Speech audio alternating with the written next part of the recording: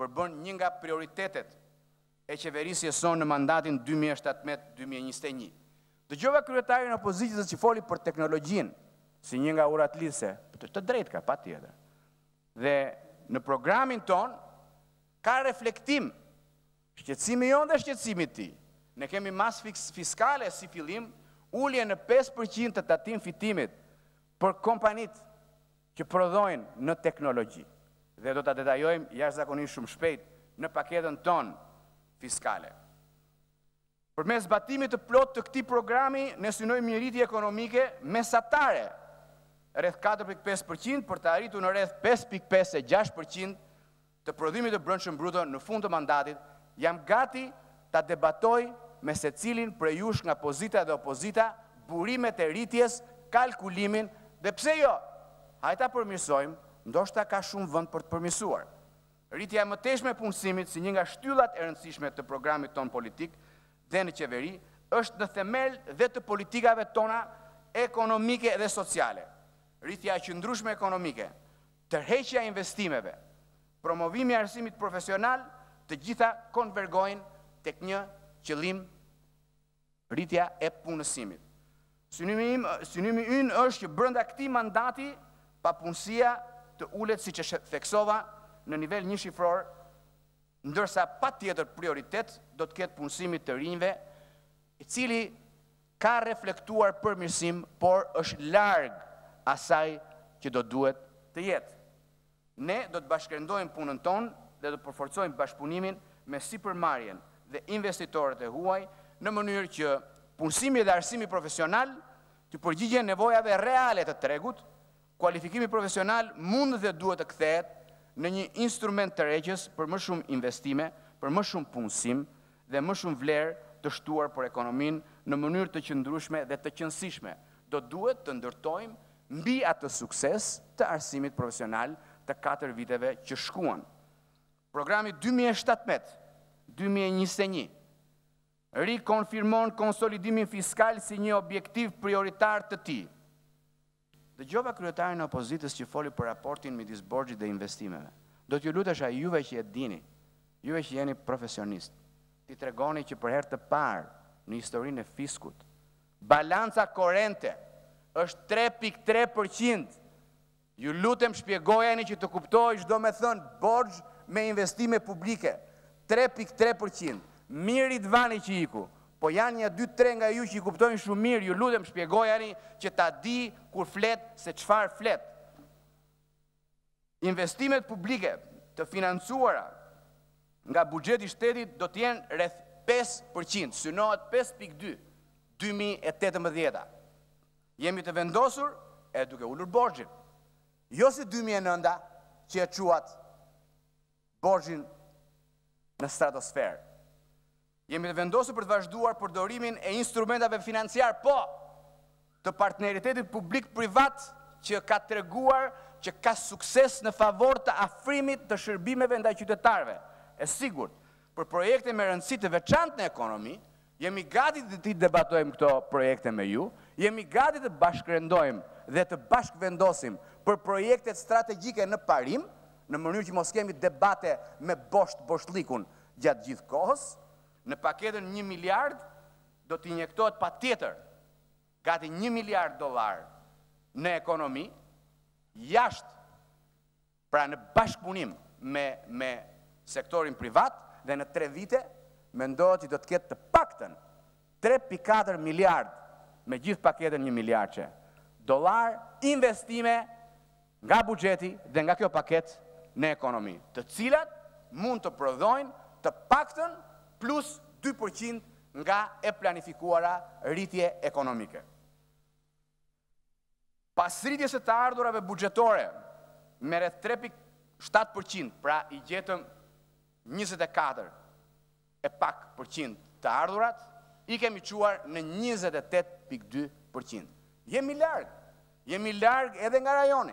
Kemi shumë punë për të bërë në këtë fush, kemi shumë punë për të bërë me anti-informalitetin dhe marrim zotim që në fund të këtij mandati të paktën të shkojmë me të ardhurat në 31.5% të prodhimit të brendshëm bruto.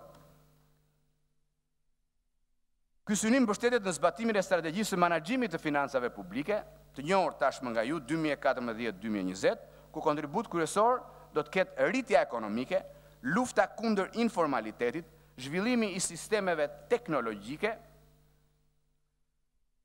rritja e eficiencës së administratës fiskale, zhvillimi më tejshëm i kuadrit legjislativ fiskal, si dhe forcimi i burimeve njerëzore të administratës. Politika fiskale e 4 viteve të ardhshme do të orientohet drejt qëndrueshmërisë dhe ndritjes së sektorëve prioritar. Progresiviteti do të vazhdojë të jetë në qendër të filozofisë tonë. Ne do të vazhdojmë përkrajjen e sipërmarrjes me masa fiskale, përveç lehtësive procedurale që tashmë janë aplikuar nga një set shumë i mirë i votuar dhe nga një pjesë nga ju në parlament. Informaliteti sjell deformimin e tregut, duke dëmtuar në mënyrë të drejtë për drejtë konkurrencën dhe sipërmarrësit e ndershëm, sigurinë dhe të ardhmen e punonjësve, si dhe investimet publike të munguara në atë nivel që ne dëshirojmë.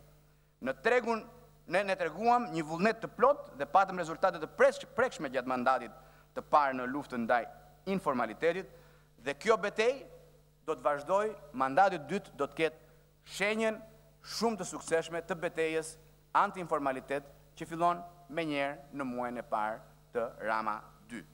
Ne do të angazhojmë në mënyrë të koordinuar të gjitha institucionet rregullatore dhe kontrolluese të tregjeve për të targetuar në mënyrë më efikase dhe eficiente gjithë evadorët fiskal. Zhvillimi dhe aplikimi më tejshëm i teknologjive të informacionit, ndërkomunikimi i sistemeve të administratës dhe koordinimi i punës së njësive të analizës dhe inteligjencës do të jenë në qendër të qasjes sonë të luftës anti-informalitet. Fokusi do të jetë sipërmarrja e madhe.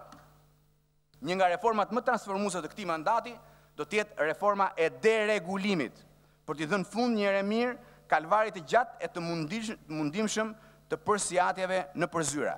Kemi shumë punë për të bërë këtu dhe në të gjitha pyetjet, në të gjitha përgjigjet e marrim nga qytetarët, sigurisht që kjo është një nga reformat më të domosdoshme për ta thjeshtësuar jetën qytetarëve dhe sipërmarrjes.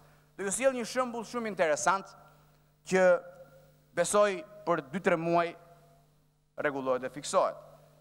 Sot në Shqipëri numërohen rreth 141 autorizime të ndryshme të lëshuara nga 19 institucione dhe 94 licenca.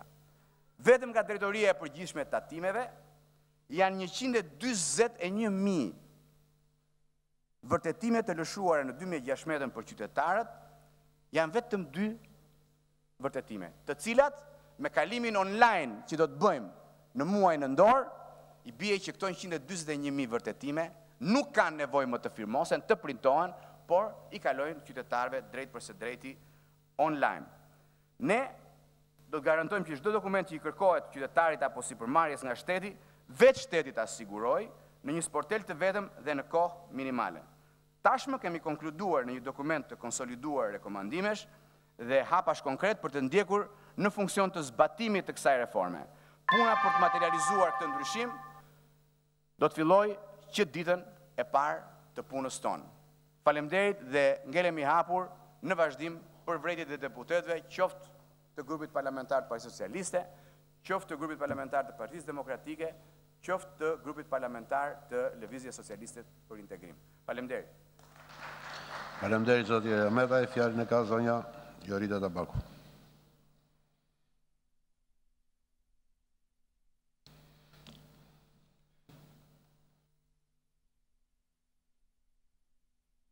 Të nderuar qytetarë që na ndiqnin këtë seancë maraton, të nderuar kolegë, të vjetër e të rinj. Në fakt, këto ditë pritet që të kemi diskutime shumë gjata në këtë seancë maraton për mandatimin e kryeministrit dhe qeverisë vendit. E ndoshta shumë qytetarë janë ngulur para ekraneve për të parë se çfarë prodhon ky parlament. Pa dyshim do të dëgjojmë, siç dëgjuam deri më tani, simfoninë plot patos majorancës mbi arritjet.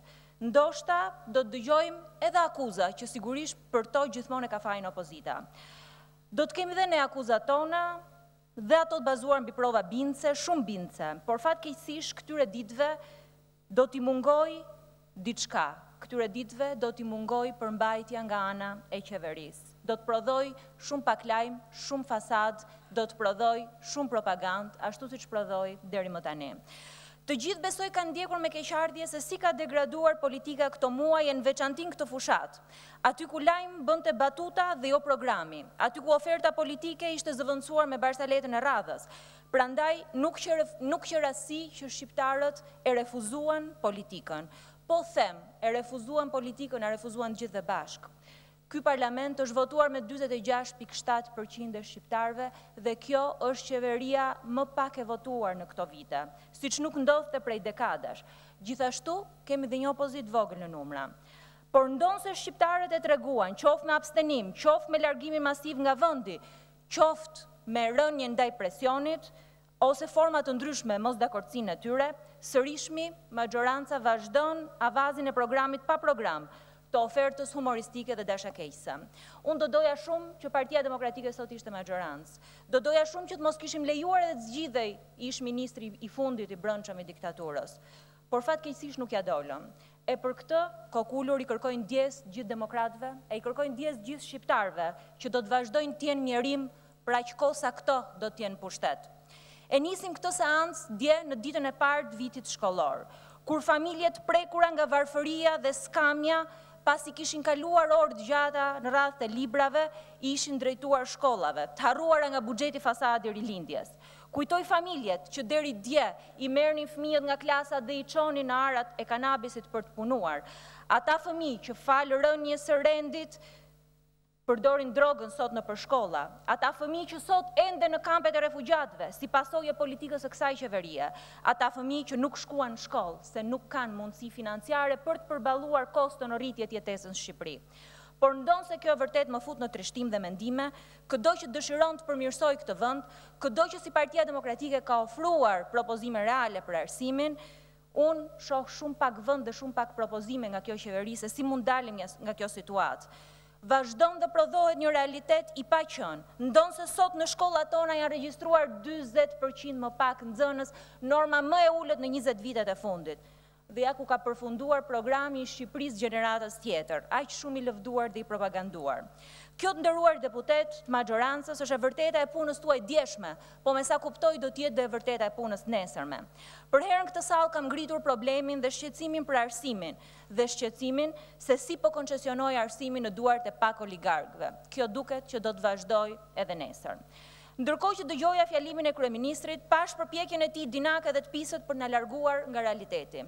Duke folur për sa e sa temat që i kishin dalë përpara, duke u fshehur pas mantelit hipokrizisë. Po na ftonte sot kryeministri që të pranojmë dhe të nisim një lojë të re.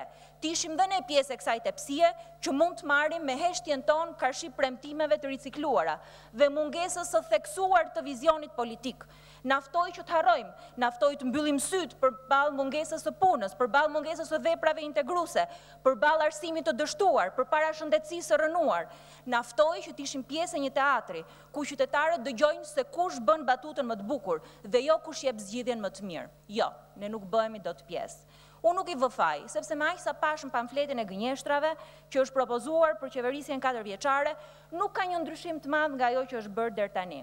Shpenzim me mbilyrjet, estetikën e fasadës, po asnjë thelb dhe asnjë përmbajtje për të ndryshuar ekonominë. Njësoj dhe për politikat fiskale, të cilat si çdo vit i katër nga Seanca Plenare Jorida Tabaku mban fjalën në këtë moment. Siç ka ndodhur dhe nuk do të ketë as sajesa të tilla me këtë proces. Unë lexova edhe në pamfletin e prezantuar para pak ditësh në lidhje me vizionin që kanë për integrimin evropian. Sigurisht, ndryshimi i emrit një ministrie dhe shtimi i shtojcës integrim nuk do të thotë që këtë çështje e kemi me prioritet. I vetmi investim i këtyre 20 viteve nga çdo ministri, nga çdo punonjës i administratës, nga çdo institucion i varësisë i ministrive, ka qenë sigurisht përshtatja me rregulla të reja për të bërë pjesë nesër e një familje më të madhe, familjes evropiane. Historia fatkeqësisht e përsërit vetveten edhe duke u kthyer në tragjedi.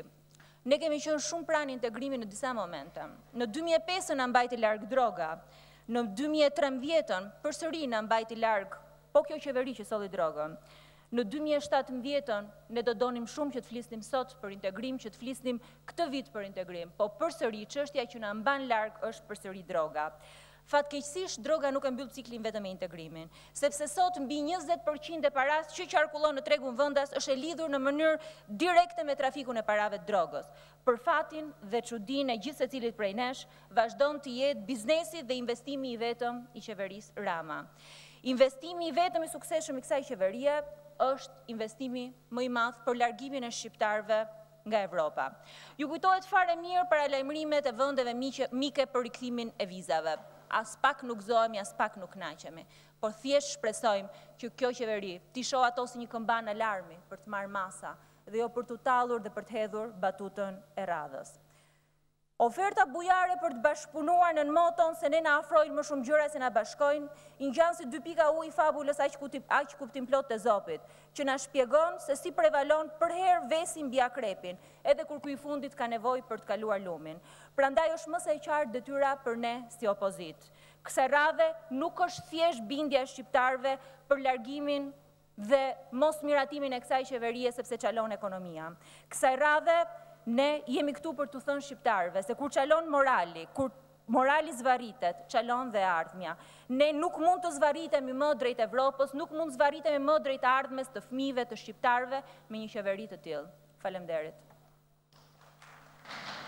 Faleminderit zonja Tabaku. Tani, sipas asaj deklarova dje seansa ndërpritet me kërkesë të grupit parlamentar të Partisë Demokratike, do të rifillojmë në 11:30. Radhën nga grupimi politik PS ka Lidita Nikola, nga PD-ja Edi Paloka, nga LSI-ja Nasip Naça. 11:30.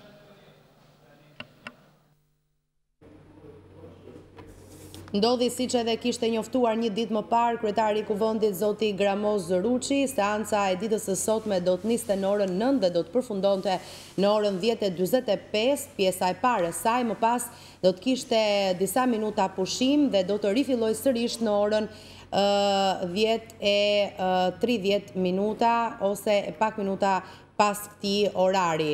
Siç e shikoni, të gjithë deputetët e Kuvendit të Shqipërisë kanë lënë sallën, ndërkohë që diskutimet gjithmonë për sa i përket programit të ri qeverisës të prezantuar nga kryeministri i vendit zoti Edi Rama një ditë më parë në seancën e paradites së dieshme do të vazhdojnë sërish në pjesën e dytë të seancës së ditës së sotme. Parashikohet që të jetë një seancë maraton kjo e sotmja.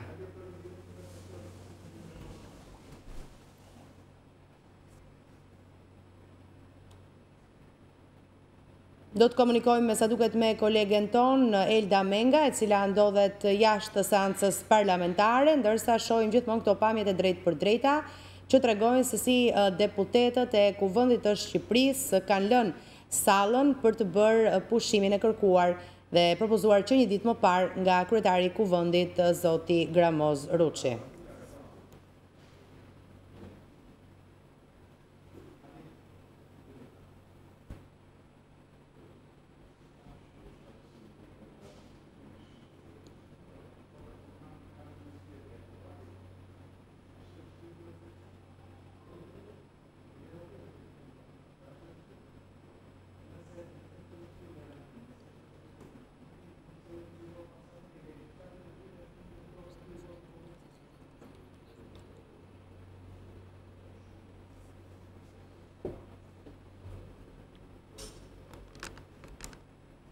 Ku që opozita me sa duket ende nuk kam bërritur, por fjalën e ka marrë tani ministrja Nikola. E ndjekim.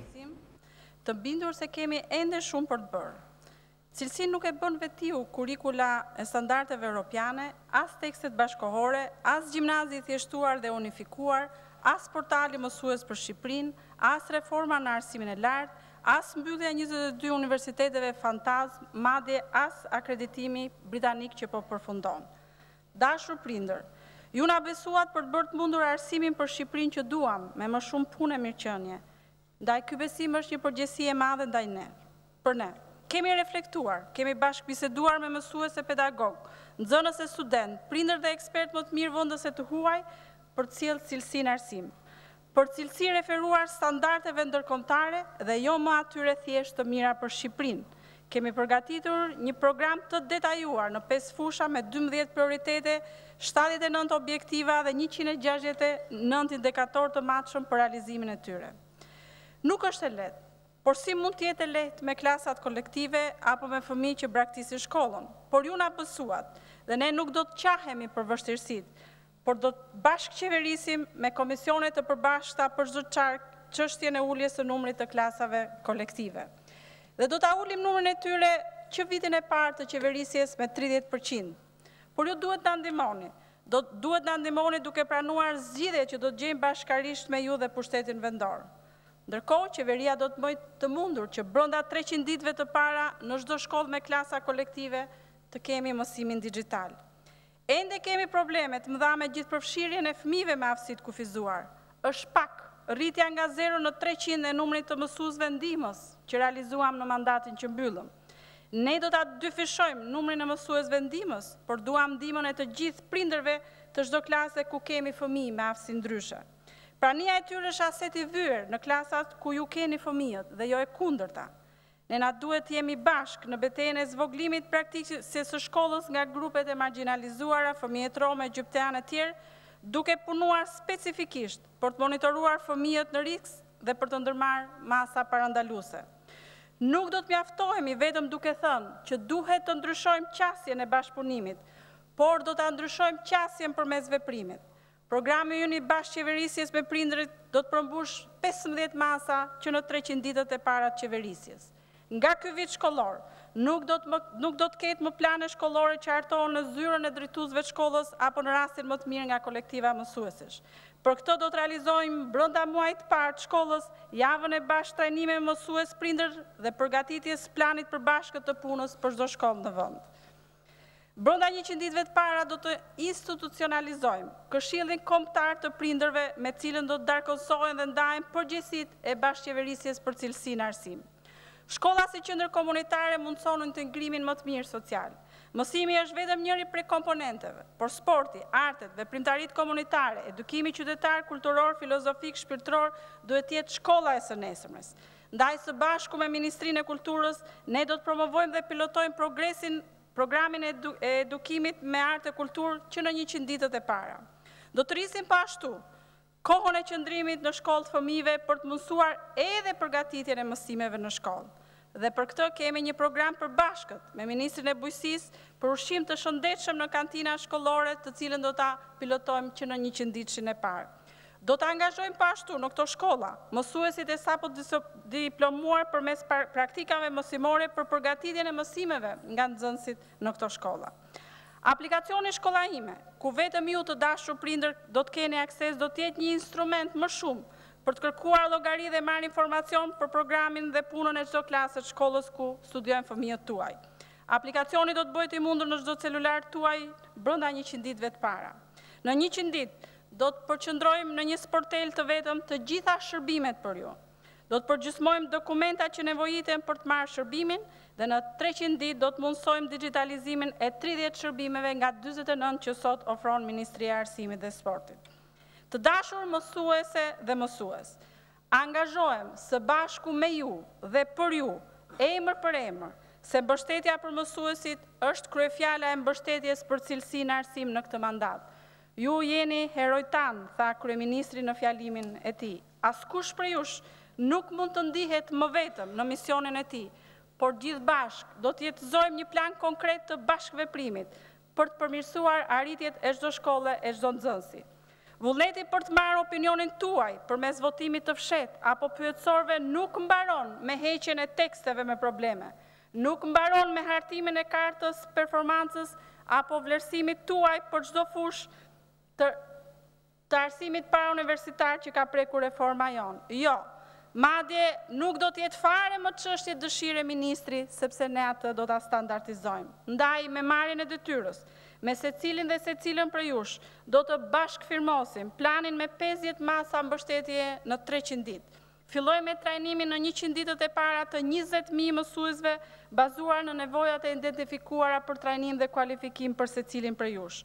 Mundsojmë paketën e mbështetjes për mësues të kualifikuar, që ofrojnë për të punuar në shkolla me rezultate të ulta, realizojmë brenda 300 ditëve të para forumet online të çdo rjeti profesional mësuesve, shpallim dhe shpërblejmë çdo vit për çdo njësi vendore 5 mësuesit më të mirë bazuar në arritjet e nxënësve, standardizojmë shkollën e drejtorëve përmes provimit dhe licencimit, rrisim pagat tuaja deri në 40% në këtë mandat.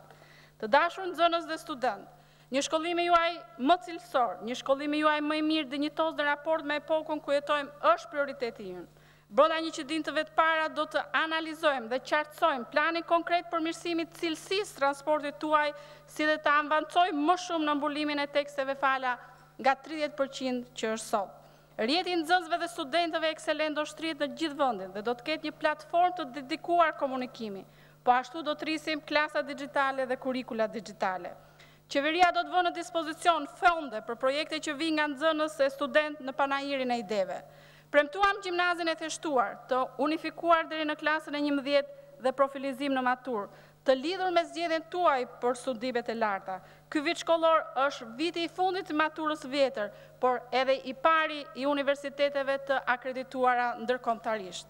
Realizojmë në 100 ditët e para dhe standardizojmë anketën kombëtare studentore si instrument vlerësimi për çdo universitet, por edhe bashkëqeverisjeje me ju. Kthejmë gjurmëshmërimin e punësimit tuaj në tregues cilësisë së universiteteve tona. Së bashku me Bashkinë e Tiranës do të fillojmë realizimin e kartës studentit që mundson akses falas së veprimtari kulturore artistike, reduktim tarifash për shërbime publike, tarifa preferenciale për shërbime private. Rritja e numrit programeve të profilizuara sipas nevojave të tregut punës është sfida jonë e përbashkët me universitetet. Vetëm kështu, ju nuk do të shpenzoni më kohë dhe energji, edhe pse në një edukim të lirë, në deg të mbikopura dhe me shumë pak mundësi punësimi. Nderuara pedagoge e pedagog, e tepër të ripërsëris besimin e palëkundur që jo vetëm ju jeni pjesa më e vyer e kapitalit ton njerëzor, por njëherësh jeni dhe faktori themelor në mirë përgatitjen e këtij kapitali. Unë dua t'ju falenderoj, pa as më të voglin përjashtim, secilin prej jush që me mbështetjen apo dhe kritikën keni bërë të mundur reflektime më pas vendosmëri për të ecur përpara me reformën në arsimin e lartë. Përfitoj nga rasti që 3 profesorë nderuar me cilët kam patur fatin të bashkëpunoj gjatë mandatit të shkuar, sot janë pjesë e këtij parlamenti. Besoj do të jenë një zë i fortë i zëvërtetës edhe për oligarkinë në arsimin e lartë, edhe për cilësinë në tekstet e reja të kurrikulës së re, edhe për titujt akademik. Ne angazhohemi për të mundësuar rritjen e pjesës publike të financimit të arsimit lartë publik. Jemi të gatshëm të ndërmarrim iniciativat ligjore apo incentivet e duhura që departamentet e universiteteve dhe studiuesit të jenë kontraktorët e parë qeverisë në studime e shërbime të caktuara. Në 100 ditëshin e parë, ne do të qartësojmë 2 çështje themelore: fushat prioritare të zhvillimit të vendit dhe nevojat që tregu i punës ka për profesionistë, kostot reale të çdo programi studimi. Ky nuk mund të jetë një proces produktiv pa angazhimin tuaj, nderuar pedagoge e pedagog. Përmbushja në këtë mandat e akreditimit programeve studimit është një hap tjetër drejt standardeve të cilësisë. Vendi ka nevojë për profesionistë, ne na duhet të hartojmë bashkarisht politika zhvillimi dhe plane zbatimi, se si sektori mund ta bëjë të mundur këtë dhe qeveria të mbërbush detyrimet e veta që kjo të ndodhë. Kolegjet profesionale dhe programet 2 vjeçare profesionale nuk mund të jenë në 1% programe studimi si që është sot. Ky është një tjetër moment i rëndësishëm që ne na duhet ta bashkëqeverisim. Në 100 ditët e para qeverisjes do të përmirësojmë kuadrin ligjor, institucional dhe financiar në shërbim shkencës, teknologjisë dhe inovacionit. Në vetëm 300 ditë do të bëjmë të mundur lëvrimin e granteve të përbashkëta të komunitetit të kërkimit shkencor, financimin e paketës së 60 projekteve kombëtare të kërkimit shkencor, krijimin e bazës kombëtare të dhënave Alp Shkenca Diaspora. Për krijimin e një mjedisit sigurt social-ekonomik, financimin e statusit të rinjve përmes ofrimit mundësive në edukim, punësim, kulturë, faktorizimin e tyre në proceset politik bërëse vendimarrëse të vendit, me besimin që çdo ere dhe i ri ka potencial të jashtëzakonshëm për të kontribuar në mënyrë produktive për zhvillimin e Shqipërisë, me përgjegjësi dhe angazhim do të synojmë që në 100 ditët e para të qeverisjes të bëjmë të mundur rritjen e numrit të rive të sapo diplomuar përfshirë në programin e praktikave të punës, nëpërmjet rritjes edhe fondeve dhe mundësive të tyre për të kualifikuar në programe ndërkombëtare studimi. Në 300 ditët e para do të ndërtojmë 3 qendra rinore dhe do të rrisim po ashtu numrin e ndërveprimit ndërmjet gjithë studentëve dhe nxënësve të ekselencës në gjithë vendin. Por ne sporti është pjesë përbërëse e programit të edukimit nxënësve dhe studentëve në institucionet arsimore. Premtojmë se do ta kthejmë dhe do të vijojmë në rrugën që standardizuam në mandatin që lam pas, ta kthejmë sportin në një faktor efikas të ndërtimit mirëqenies për qytetarët dhe komunitetin në mbar vendin. Do të vijojmë me krijimin e federatës studentore për të mundësuar ashtu sikurse Federata e Sportit në shkollë një jetë të larmishme në të gjitha institucionet tona të arsimit, ati para universitar dhe arsimit lartë. Nderuar deputet, u përpoqja në mënyrë të përmbledhur paraqes për ju dhe publikun programin e Ministrisë Arsimit, Rinisë dhe Sportit, por mi pres çdo kontribut nga opozita ashtu sikurse dhe çdo kritik. Dhe me qenë se jemi të kritika, lejoni të jap për secilin prej jush një opinion, një informacion qartë që lidhet me gjithçka që u tha këtu për tekstet shkollore.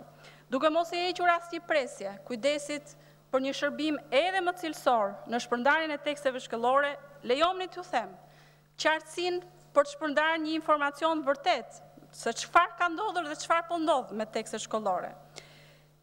I referoni rritjes çmimit në paketën e teksteve klasës 6, por nuk thoni se paketa e tekstes klasës 6 me kurrikulën e re përmban edhe 2 tekste më shumë. Po, është e vërtet që paketa e teksteve në klasën e 11 është rritur me 21% çmimi, por ka edhe 3 lëndë më shumë dhe nëse i referohesh çmimit për njësi, përkundrazi nuk është ulur, nuk është rritur, por është ulur me 8.6%. Është shumë e rëndësishme që ne të informojmë gjithë opinionin publik me atë që po ndodh në arsim, padyshim unë e gatshme për t'ju përgjigjur të gjitha kërkesave, kritikave, nevojave për informacion që së pari opozita dhe grupi socialist dhe kushdo tjetër ka në një proces të rëndësishëm të arsimit që është i të gjithëve pa bërë dallim të majt, djathtë apo pa parti. Faleminderit. Faleminderit zonja Nikola. Fjalën e ka zoti Paloka, përgatitet zoti Majko.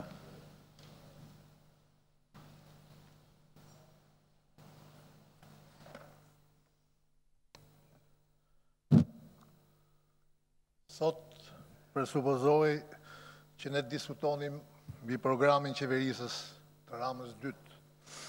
Kështu të paktën parashikon rregulloria. Problemi, siç besoj e kam vënë re të gjithë, është se nuk kemi një program mbi të cilin debatojmë. Ajo fletpalosja që na shpërndan me urgjencë ditën e parë të parlamentit, fliste për ca arritje imagjinare të 4 viteve të shkuara dhe premton po ashtu arritje imagjinare për 4 vitet që vinë. Asnjë ide e ca pak argumentim për mënyrën se si do të realizohen këto objektiva imagjinare.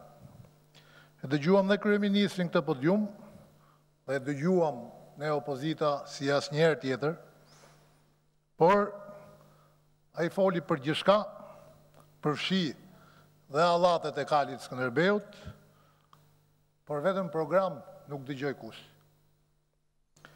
Pritëm disa prej nesh, madje me durim të madh, se mos dilte diçka nga pyetjet që drejtuan kolegët e LSI-s, se mbase ne kishim zgjedhur strategji të gabuar, duke mos i dhënë mundësi kryeministrit na ndriçonte nëpërmjet përgjigjeve të tij.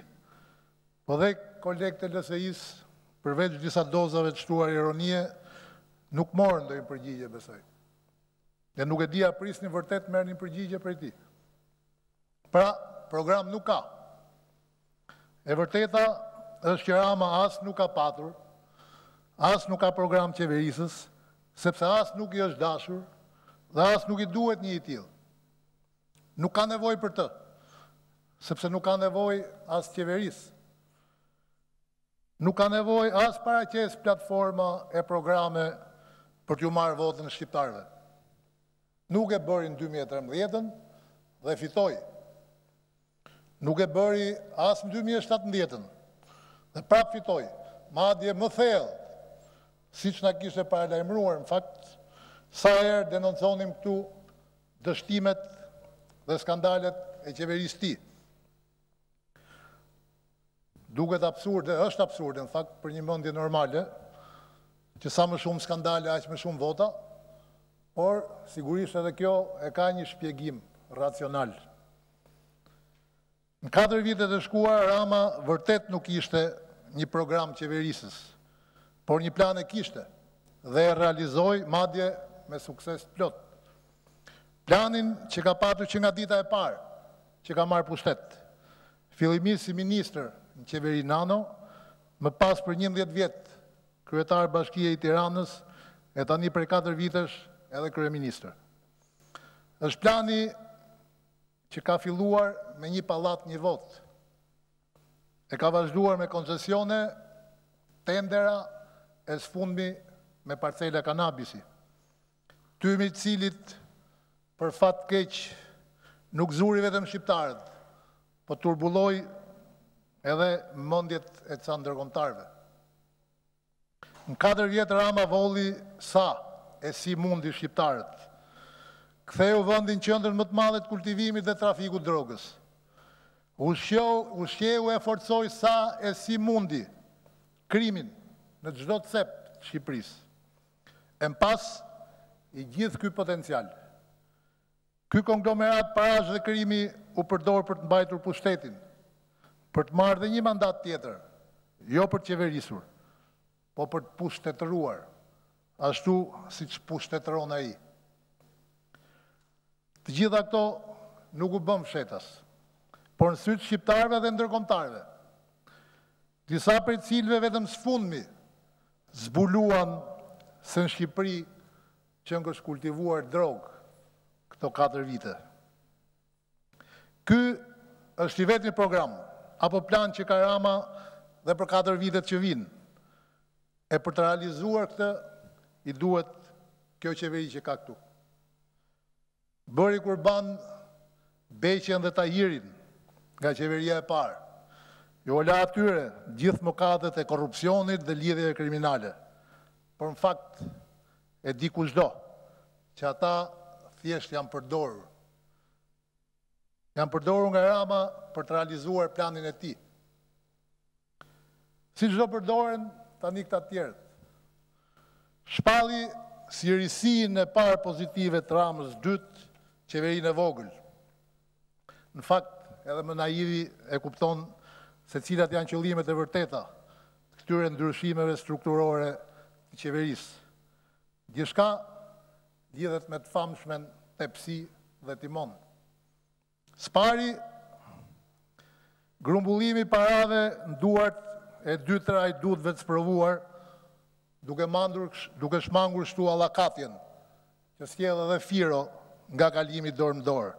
Tani, vjedhja do jetë e përqendruar. Ka 2 duar, direkt ke shefi madh. E s'dyti... Tani. Duhet thënë se kujdesi i shtetit shqiptar as nuk vlen të përmendet. Me kalimin e kohës, emigracioni shqiptar ka filluar të vetë organizohet. Duke u lidhur me atë të vjetrin, ai po ashtu bashkëpunon natyrshëm e vllazërisht me emigracionin shqiptar dhe diasporën e shtetit Kosovës, Maqedonisë, Malit të Zi dhe Luginës. Për çështjet e emigracionit dhe diasporës do të bashkëpunohet sidomos me shtetet fqinje. Do të ishte ironike që organizimi i shqiptarëve në diasporë të ndahet me kufit e shteteve ku ata jetojnë dhe nga vinë. Traktatet ndërkombëtare e kanë ndarë kombin në kufi, por ato nuk parashikojnë ndonjë kapitull për ndarjen e shqiptarëve në diasporë. Në emigracion dhe jo vetëm aty, shqiptaria nuk është formë, por përmbajtje. Do të jetë një detyrë e dorës parë bashkëpunimi me Kosovën për këtë çështje dhe pastaj të dyja shtetet së bashku të ndajmë eksperiencat më të mira dhe detyrat që na takojnë përballë bashkëkombësave tanë në emigracion. Në Maqedoni, Malit të Zi dhe Lugin ka lidhje të mira me emigracionin dhe eksperiencat më pozitive vlen të shikohen me respekt dhe bazë për një bashkëpunim në këtë drejtim. Të nderuar kolegë, Ministri i Shtetit për diasporën nuk do të ketë një administrat në kuptimin e një ministrie linje. Emigracioni në fakt nuk ka nevojë për një administrim që të urdhërohet në thonjza, apo varet si prioritet ministror nga politika e ekzekutivit. Kjo është arsyeja që në programin e qeverisë, çështja e administratës që do të mbulojë emigracionin dhe diasporën do të organizohet në formën e një agjencie shtetërore, e cila do të ketë marrëdhënie dyfisht me ekzekutivin dhe kuvendin. Që politika do t'i fuzë duart, edhe kështu, kjo do t'ishte mirë kuptueshme nëse të dy palët si mazhoranca dhe opozita të ndjeshin pjesë e të njëjtit informim, veprim dhe reformë që do të bëhet për pjesën më vitale të popullit ton jashtë vendit.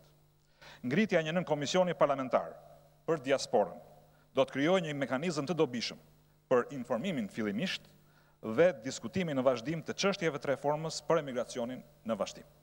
Mbi këtë mekanizëm është e nevojshme që të paktën një herë në vit në Kuvendin e Shqipërisë të informohet, diskutohet dhe të votohet një rezolut për këtë çështje.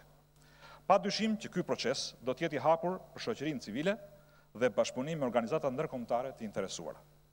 E drejta e votës është një kërkesë që vjen nga qendrat më të organizuara të emigracionit shqiptar në Greqi, Itali, Shtetet Bashkuara të Amerikës, Gjermani, Zvicër, Belgjik, Kanada e deri në Australi. Nga politika shqiptare janë bërë pohime të qëndrueshme për ta realizuar këtë kërkesë. Përgjegjësia qytetare e njerëzve tanë në emigracion, ka shi të ardhme së vendit, është shprehur edhe duke ardhur nga larg për të marrë pjesë në votimet elektorale. Ata kanë treguar se janë shprehje e patriotizmit dhe përgjegjësisë për vendin e vet. Pa komplimenta. Ata e kanë merituar detyrimin e politikës për t'i dhënë fund kësaj rraskapitje dhe distancimi shtetëror për drejtën e votës së emigracionit. Duke qenë një njohës modest i politikës, e di se pasi shqiptarët jashtë vendit do të marrin të drejtën e votës, syt tanë, domethënë syt e politikanëve, do të jenë dhe më të vëmendshëm karshi tyre. Interesi i pushtetit dhe interesat e emigrantëve kështu do të lidhen natyrshëm për të prodhuar një politikë shtetërore të qëndrueshme karshi kësaj shtrese të shoqërisë që vetëm i ka dhënë shtetit dhe mirëqenies tij. E rëndësishme në këtë kuadër do të jetë ndërtimi i strukturave që do të mbështesin qëndrueshmërinë e një politike shtetërore, e cila do të ndihmojë në rikthimin e emigrantëve në atë për ata që dëshirojnë apo duan të investojnë në vendin e tyre. Kjo përveç të tjerash do të sjellë dhe eksperiencat më të mira që kanë akumuluar emigrantët tanë. Në programin e qeverisë është parashikuar ngritja një fondi për këtë qëllim, i cili me një politikë ndihmuese të bëjë që të sapokthyerit të mos ndihen të huaj në vendin e vet, apo të bien pre e burokracive korruptuese. Bashkëpunimi i shtetit shqiptar me komunitetet shqiptare jashtë vendit do të kërkojë natyrshëm krijimin e një këshilli konsultativ të komuniteteve shqiptare jashtë vendit. Kjo do të kërkojë një diskutim bilateral edhe me shtetin e Kosovës. Këto mekanizma janë të hapura për të diskutuar dhe kanë për qëllim të vendosin në fokusin praktik dhe veprues angazhimin e shtetit në këtë drejtim. Qëllimi është si të ndihmohet lehtësimi i procesit të ndërtimit dhe ruajtjes së lidhjeve ndërmjet grupeve të diasporës, aktorëve të zhvillimit dhe komuniteteve lokale. Edhe për këtë arsye, organizimi i samitit të diasporës do të bëhet një aktivitet periodik. Të nderuar kolegë, e drejta e votës për shqiptarët jashtëdheut, regjistrimi i tyre dhe reforma institucionale për këtë qëllim, të cilat do të krijojnë themelin e një politike të re shtetërore për njerëzit tanë që jetojnë jashtë vendit, do të kërkojë ndihmën dhe votën e pazëvendësueshme të opozitës. Pa konsensusin tuaj, i gjithë ky projekt do të mbetet në kuadrin e fjalëve. Jo pa qëllim nënvizova se kjo është një reformë për njerëzit tanë. Ata veç një ditë do të jenë votues, të cilët do të votojnë për të majtën dhe të djathën. Ditë e tjera, ata janë e do të jenë, siç kanë qenë gjithmonë, njerëz që kanë mall dhe i gëzohen çdo suksesi të vendit tyre. Procesi i përfshirjes së emigrantëve në një politikë të strukturuar shtetërore do të përbëjë një akt civilizues dhe njerëzor po ashtu. Ai do të ridimensionojë gradualisht të kuptuarit e funksionimit ton si komb në një botë që ndryshon me shpejtësi.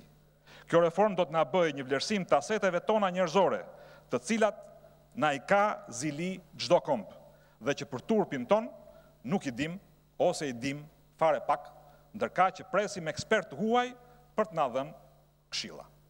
Në këtë kuptim, kjo reformë e propozuar në programin e qeverisë e tejkalon vlerësimin politik, ajo është po ashtu një takim me historinë e cila na ka mësuar se pa emigrantët e saj, vështirë se Shqipëria dhe emri shqiptar do të ekzistonte. Programi i qeverisë do të votohet sot pa dyshim nuk i ka të shkruajtura të gjitha. Pas vendosjes disiplinës financiare, ndarjes territoriale dhe reformës menaxhimit të energjisë, qeverisja ka një sfidë të fortë. Kjo është sfida me veten. E kam fjalën për mënyrën se si administrimi dhe administrata e saj do të zbresin tek qytetari. Administrata dhe sidomos ajo ka qenë vari i mermert për çdo qeverisje në vendin tonë. Në administrat punojnë njerëzit që të vdesin çdo ditë nga pak fjalën dhe programin e shkruar të qeverisjes. Dhënia e shërbimit për qytetarin do të jetë kryefjalja e asaj që po vjen me qeverisjen e re. Reforma administrative do të nxjisë marrëdhënien e qeverisjes me publikun. E lehtë, shumë e lehtë për t'u thënë, por sfidë për t'u bërë nga dhe me njerëz që presin ministrin dhe qeverinë e radhës për të vazhduar sikur nuk ka ndryshuar asnjë gjë.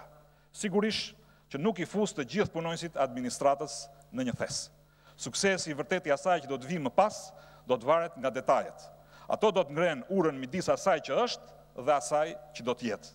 Besim plot se jam pjesë e një ekipi me vullnetin e fortë për të ndryshuar, ju ftoj ta votoni programin e qeverisë. Shqipëria që duam nuk është vetëm e një pale, por e të gjithëve. Ju falenderit. Falenderit, zoti Majko. Fjallën e ka Nasip Nashot, përgatitet Bashkim Fino.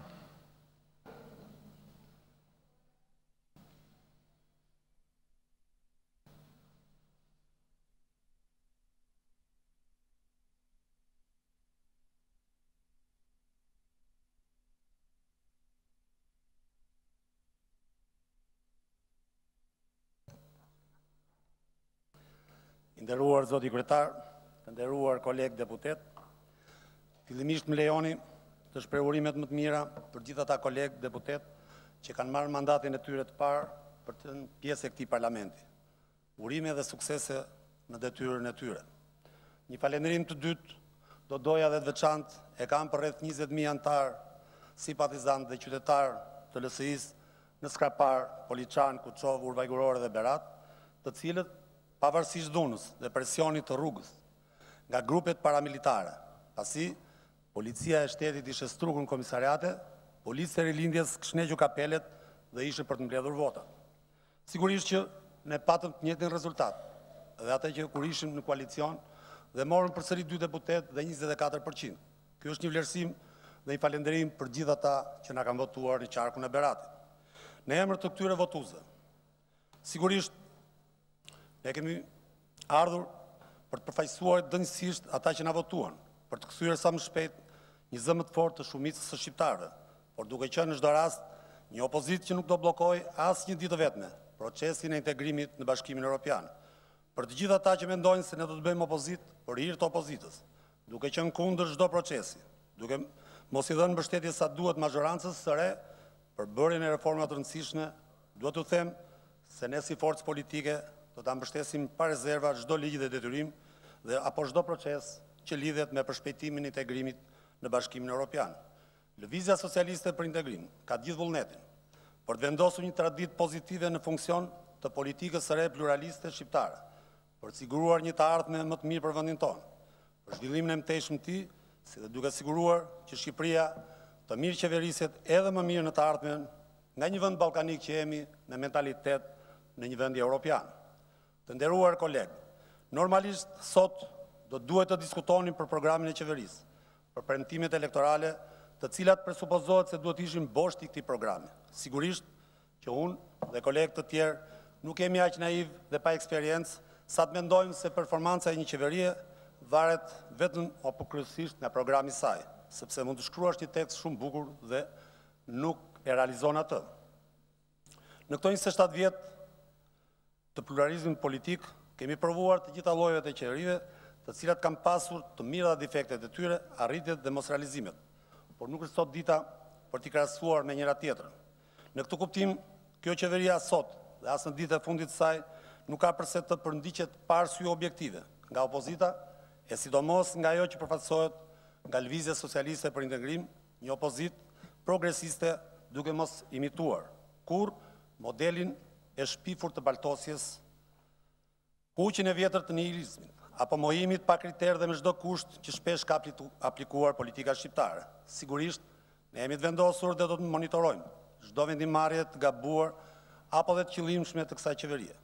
Ne do të jemi këtu për të denoncuar çdo skandal apo aferë korruptive, madje edhe në çdo tentativë të saj. Dhe padyshim, ju siguroj se do të jemi opozite alternative dhe e progresit dhe e baltosjes çdo të enjte në këtë sallë. Të nderuar kolegë deputet, të nderuar bashkëqytetar, do dëshiroja të shpreha mendimet dhe shqetësimet e mia lidhur me strukturën dhe filozofinë e ndërtimit të qeverisë si një drejt kushtetuese e kryeministit, por nuk mund të rri pa përmendur se ndryshimet drastike të strukturës së qeverisë ka dhe një kosto financiare. Për këto efekte, ne nuk kemi një analizë të argumentuar. Përpos shfaqjes së pasionit të verbër, për të eliminuar të gjitha arritjet e LSI-së gjatë kësaj bashkëqeverisje, ku përpasoi verdikti final, ishte shkrirja me sa mund e të gjitha ministrive të drejtuara prej saj, përfshirë edhe të cënimin e memores dhe kapacitetet administrative të këtyre institucioneve si një aset me rëndësi. Faleminderit që nuk e shkrit Ministrinë e Drejtësisë, sepse kjo ka ndodhur në vitin e largët 1966.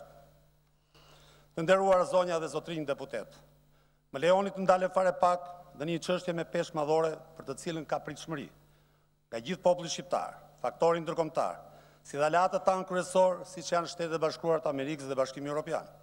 E kam fjalën për reformën drejtësi. Si ish ministri i drejtësisë, kam patur fatin të jem pjesë e sipërmarrjes të jashtëzakonshme, të nisjes dhe të vijimit të bashkëpunimit me aktorë vendas dhe të huaj të kësaj reforme të shumëpritur, që nga Komisioni i Venecias, Euralius 4, Obdat, Pameka, se gjithë ekspertët vendas apo të tjerë të huaj, të cilët gjej rastin për t'i falenderuar publikisht për asistencën dhe kontributin e tyre. Ashtu se mund të them se shpesh gjatë punës time si ish ministri i drejtësisë, në kulmin e kristalizimit të kësaj reforme, vurar edhe tendencën nga disa aktorë dhe faktorë për të kapur dhe përdorur sistemin e drejtësisë gjithë të cilën me kanë kundërshtuar, me gjitha mekanizmat dhe mundësitë që ligji më siguronte. Por nga ana tjetër, dhe duke sugjeruar që palët dhe grupet e punës në çdo rast të zgjitin një nga modelet më të mira të Bashkimit Evropian. Uroj që reforma në drejtësi mos ketë si produkt sajnë final thjesht dhe vetëm krijimin e një mekanizmi të pushtetit shtetëror, i cili ushtron presion dhe kërkon të intimidojë kundërshtarin. Do të dëshiroja realisht që qytetarët shqiptar dhe partnerët tanë ndërkombëtar të jenë dëshmimtar të një ndryshimi rrënjësor të sistemit drejtësisë. Si ish ministri i drejtësisë, i mbështetur fuqimisht nga mazhoranca e dieshme, në një kohë fare të shkurtër, së bashku me Inspektoratin e Këshillit Lart të Drejtësisë, kemi proceduar për shkelje të ligjit rreth 44 gjyqtar, nga të cilët 27 janë propozuar për shkarkim Këshillit Lart të Drejtësisë. Sigurisht që nuk gjetën mbështetje nga Këshilli i Lartë të Drejtësisë. Ky është një numër i konsiderueshëm i këtyre gjyqtarëve të proceduar, i barabartë me 10 vite të tjerë të paraardhësve të mi. Sigurisht ka qenë një punë titanike të gjithë aktorëve, por nuk u arrit shumë pak nga ajo që ne prisnim dhe pra të çfarë përfaqëson sistemi i drejtësisë. Për sa më sipër do të doja dhe do të isha i dëshiruar, si dhe ju kolegë të nderuar, për të pritur rezultatet e para të procesit vettingut, si një kusht i domosdoshëm për rikthimin e besimit të munguar në drejtësi të shumë pritur nga qytetarët shqiptarë dhe partnerët tanë ndërkombëtar. Detyra jonë është të mbështesim pa kushte dhe pa rezerva reformën në drejtësi. Zonja dhe zotrinj deputet, pjesëmarrja ime në këtë seancë parlamentare nuk është thjesht vetëm një vot kundër kësaj qeverie, pasi kjo do të binde ndesh me parimet e mia ndaj kulturës dhe klimës së dialogut parlamentar, që mendoj se është një parakusht i nevojshëm i bashkëtesës në harmoni të gjitha palëve në këtë legislaturë. Para se të vija në këtë seancë, një miku im socialist më troqi vëmendjen lidhur me faktin nëse është etike të flasot kundër qeverisë, në një kohë që ne së bashku kemi qeverisur për 4 vite. I argumentova këtij miku se për 4 vite ne kemi qeverisur së bashku dhe kemi patur dakordësime. Po sigurisht kemi patur dhe kemi bërë oponent ndaj njëri tjetrit në qeveri dhe si mazhorancë, duke ruajtur filozofinë dhe identitetin e dyja forcave politike. Në jo pak raste, të tjerët kanë dashur që ne nga oponencat kalonin dhe të bënim opozitën e qeverisë së djeshme. Dje ne kemi bërë oponencën. Sot, se ishëm brenda një koalicioni qeveritar, sot ne jemi të destinuar që të bëjmë opozitën sepse këtë rrugë zgjodhëm për të përballur në këtë fushat elektorale. Në traditën tonë politike, në jo pak raste sukseset mbahen gjithmonë për vete, ndërsa dështimet faturohen jashtë vetes. Apo më keq akoma, ato mbarten tek aleatët qeverisës.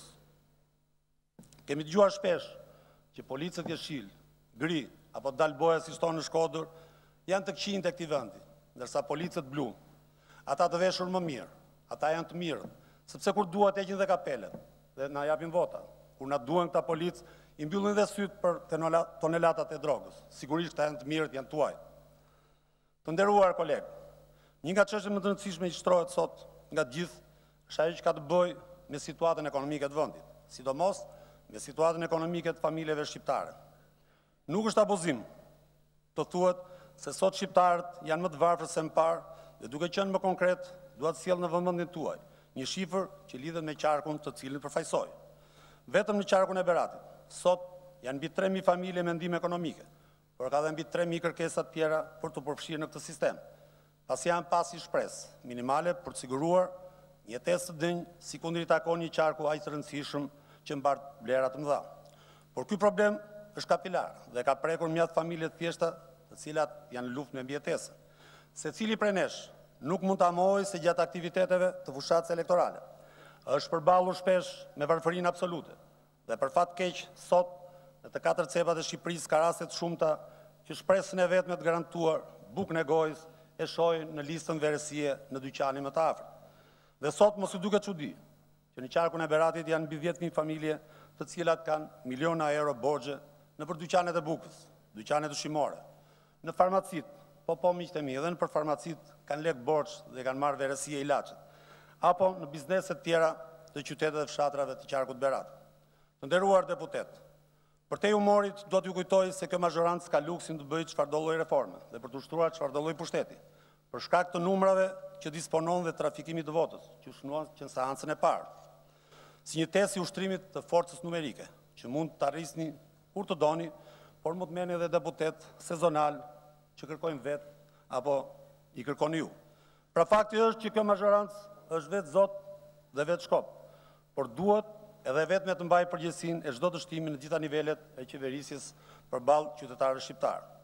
Programi i zotit Rama, i cili paraqiti me thënë të vërtetën ishte i mbushur me dëshira, dhe ne dëshirojmë që të realizohen të gjitha, por duhet kishte disa objektive të qarta, të thjeshta dhe në fate kohore, që kanë të bëjnë me armikun ton të përbashkët, e cila është varfëria dhe papunësia. Më lejoni të bëjmë dije disa shifra as pak inkurajuese, që nuk jam i sigurt nëse do marrin zgjidhje nga programi i dëshirave Rama 2. Vitin e kaluar, kompanitë më të mëdha koncesionare realizuan norma fitimi deri në 45%. Personalisht, partneritetin publik-privat e kuptoj si një investim të kompanive private me mbështetjen e shtetit, dhe jo si një investim nga xhepat e qytetarëve shqiptar për të rritur normën e fitimit koncesionarëve. Rreth $50 milion në vit paguajnë nga xhepi familjet e shqiptare për kurim. Fakt ky që vë në dyshim rezultatin e zotimit madhor për shëndet si falas, po dhe për shëndet të mirë. Sipas Eurostat, nëse në Europë një familje paguan 0,6% të buxhetit për të shkolluar fëmijët, në Shqipëri kjo shifër është 3,5 herë më madhe. Pra plot 3,5 herë me shtrenjtë paguajnë shqiptarët krahasimisht me qytetarët e pasur të Bashkimit Evropian për të shkolluar fëmijët e tyre. Ndërkohë, sipas Bankës së Shqipërisë, vitin e kaluar, kompanitë shqiptare investuan rreth 68 milion euro jashtë vendit. Kjo është një shifër që vendos një rekord të ri ku përpos shqetësimit për kërkesën e lartë për të emigrimit qytetar, tashmë duhet përballë dhe betejë e emigrimit të biznesit. Në jo pak raste, faktet flasin qartë për përfshirje drejt për drejt të struktura më të larta të policisë shtetit në kultivimin dhe trafikun e drogës, të cilat padyshim që na lanë një kosto dhe një dëm të rëndë në rajon dhe më gjerë. Përveç dëshirës për të luftuar këtë fenomen nga mazhoranca e sotme, përveç dëshirës dhe profesionalizmit të zotit Xhafa, mendoj se ka ardhur koha të përgjigjemi këtij fenomeni duke ngritur mekanizma më të forta. Pse jo? Dhe atë që ka sugjeruar Lëvizja Socialiste për Integrim, apo dhe aktorë të tjerë, kohën parë, për ngritjen e karabinerisë sipas modelit italian, për ngritjen e xhandarmerisë sipas modelit francez, duke parë dhe me modele të tjera, gjithmonë për të luftuar realisht drogën që na ka pushtuar gjithëve dhe krimin organizuar. Ju falenderit. Faleminderit. Zoti Naqa, fjalën e ka Bashkim Fino, të përgatitet Oerd Blikbashi. I nderuar zoti kryetari i Kuvendit, me thënë drejtën, ne dhe shqiptarët ndihemi shumë krenarit të kemi në krye të Kuvendit. Të nderuar zotrinj ministra, të nderuar kolegë deputet, si fillim, natyrisht më lejoni që t'ju uroj punë të mbarë të parlamentit të gjithve në këtë rrugëtim tonin 4 vjeçar. Vim këtu pas votës historike të 25 qershorit me një mandat të plot qeverisës, me besimin e shumicës dërmuese të shqiptarëve, për ta çuar përpara reformat e vështira të nisura tashëm të konsolidimit të tyre për një shtet më të fortë demokratik, ku e keqja është shkurur nga rënjët dhe e ardhmja europiane është më e qartë dhe më afër se kurrë. Për herë të parë, në 25 vjet, vota e lirë e qytetarëve solli një forcë të vetme politike në krye të qeverisë. Prandaj, edhe pesha e qeverisjes në këto 4 vite të ardhshme është e gjitha për ne. Por sa do e vështirë të duket kjo përgjegjësi, ne nuk jemi krejtësisht të vetëm në këtë mandat drejtues. Përkundrazi, pas 25 qershorit, ne nisëm dialogun me qytetarët dhe shpadhëm bashkë qeverisjen funksionale dhe kontratën e lishme që kemi lidhur me ta. Sepse qytetarët kanë qenë dhe janë objektivi ynë, mirëqenia e tyre është plani i punës për ne, është zëri i tyre, është garancia e demokracisë së vërtet dhe fjala e tyre detyrimi ynë i përditshëm. Fitoria është e tyre, fitoria është e jona. Për këtë arsye, në shërbim të këtij qëllimi është përgjegjësia të gjithëve ne, qeverisë, pozit dhe opozit, të bashkëpunojmë ngusësisht në dobi të gjithë shqiptarëve të këtij vendi, pa dallim përkatësisht politike apo dallim tjetër qoftë. Mund dhe duhet të kontribuojmë të gjithë në reformat tona, por edhe opozita duhet të bëjë detyrën e saj në shërbim të mirëqenies së qytetarëve. Vetëm kështu Shqipëria mund të shkojë përpara dhe unë besoj se ky është qëllimi i gjithë pavarësisht ngjyrës politike. Fino. Dhe favorshme për zhvillimin dhe mirëqenia e qytetarëve, një premtim i përmbushur tashëm. Në shërbim të këtij misioni jemi të gjithë ne. Në funksion të këtyre planeve ka nisur puna edhe kabineti i ri qevetar, një ekip më i vogël në numër, por shumë më ndërveprues, shumë më aktiv, me faktorë të tjerë politik dhe jo vetëm. Është në vizionin e kryeministrit të Shqipërisë, zoti Edi Rama, që ekipi i ri qeverisjes të jetë partner në këtë qeverisje që ka nisur tashëm rrugtimin 4 vjeçar. Një skuadër e jashtëzakonshme, një skuadër e provuar për sukseset dhe largpamse, që do të bashkëpunoj, veproj punën me parlamentin dhe me qytetarët, me pushtetin vendor e gjyqësor në mënyrë që objektivat të përmbushen në afat dhe me sukses. Të nderuar kolegë, unë jam besim plot se Shqipëria europiane, Shqipëria që duam të gjithë ne, nuk është një ëndër, por një realitet tashëm. Prandaj dhe ky mandat është një sfidë e vështirë, por natyrisht dhe i bukur njëkohësisht, sepse ne e kemi shpadhur sfidën tonë 4 vjet përpara dhe tashëm bashkë me çdo qytetar të këtij vendi do të bëjmë të mundur idealin e një vendi të lirë dhe demokratik. Shqipërinë e fjalës së lirë dhe mirëqenies, atëdheun e së ardhmes dhe dinjitetit. Dhe njëherë ju uroj të gjithëve punë të mbarë dhe qeverisë dhe ju faleminderit. Faleminderit zoti Fino, fjalën e ka zoti Oer Bashi. Përgatitet zonja Orgeta Manasaliu. Të nderuar deputet, sot kryeministri na paraqet për miratim programin e tij, programin e qeverisë me cilën synon qeverisë në 4 vitet që vjen. Ju gjithë e keni lexuar besoj dhe e shihni që është një koleksion memosh me pika dhe me këtë pretendon qeverisë për 4 vjet shqiptarët. Edhe manuali i lavatriçes time ka më shumë faqe se sa programi i qeverisë së Edi Ramës. 25 faqe, po t'i heqësh ato që janë bosh, 16 faqe, praktikisht ju ka sjell manualin e tepsisë bosh. Si të përdorni tepsin për 4 vite që vjen. Ky program nuk është gjë tjetër vetë se një kërkesë për një karta bianca.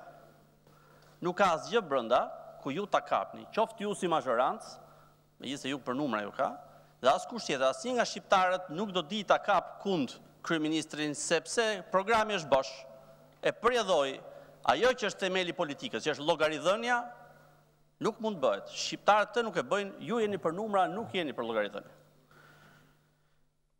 Zonja dhe zotërinj, Ai që në 2013 sollin politik kriminalët, sot po riksen hijet e krimeve të komunizmit. Në mesin e viteve 60, Gjermania filloi dënonte zyrtarët nazist për krime kundër njerëzimit dhe krime lufte. 20 vite pasi mbaroi lufta. Është gati sikur ne sot të fillojmë të dënojmë kriminalët e komunizmit. Nëse 27 vite pas kapitullimit të Gjermanisë naziste, në krye të parlamentit gjerman, apo në radhë e qeverisë gjermane do të ulej qoftë edhe një prej ministrave të Reichut, apo ndonjë fëmijë i tyre, kjo do të përbënte skandal në Gjermaninë asaj kohe që ishte në mes procesit denazifikimit. Po kjo atje nuk ndodhi sepse ishte denazifikimi. Këtu ku filloi dekomunistizimi në 92-shin, u ndërprej për jush në 97-ën dhe nuk që kur më e mundur që të bëhet. Ata që janë përgjegjës për ato krime nuk kanë kërkuar kur falje, nuk keni ndërmend ta bëni madje, keni filluar edhe të krenoheni, ndjeni mirë që keni bërë në shkuar. Pas 27 vitesh letargji në akullin e indiferencës dhe të kaosit, zombit e kohës komunizmit por i ngrihen në thirrjen e Edi Ramës. Me këtë që po bën Edi Rama duhet ngritur në pushtet ata që dhanë urdhrat, zbatuan urdhra kriminale apo ata që krenohen me trashëgimin e afërt familjare po i bën thirrje të keqes që flinte në letargji në subkonsciencën e papastruar kur të shumë për jush. Po vim në front, përsëri, çunat tanë janë përsëri në pushtet. Ky është kumti i zi që Edi Rama po i sjell sot shqiptarëve. Një politikan hungarez ka thënë se një nga të këqijat më të mëdha të komunizmit është ajo që vjen pas dhe ne jemi eksakt në mes të kësaj. Nuk po flas për komunizmin si sistem sepse i ka vdekur, por po flas për të keqen dhe krimet e komunizmit. Janë rreth 7.000 vetë, të cilët janë vrarë, shpeshherë pa gjyq dhe shpeshherë nuk i dihet as varri. Është mesatarisht 20 viktima, 20 vrarë nga komunizmi për çdo ditë kalendarit të një viti. Kemi një kalendar martirësh, por për turpin e të gjithëve, nuk kemi asnjë të dënuar për këto krime kundër njerëzimit.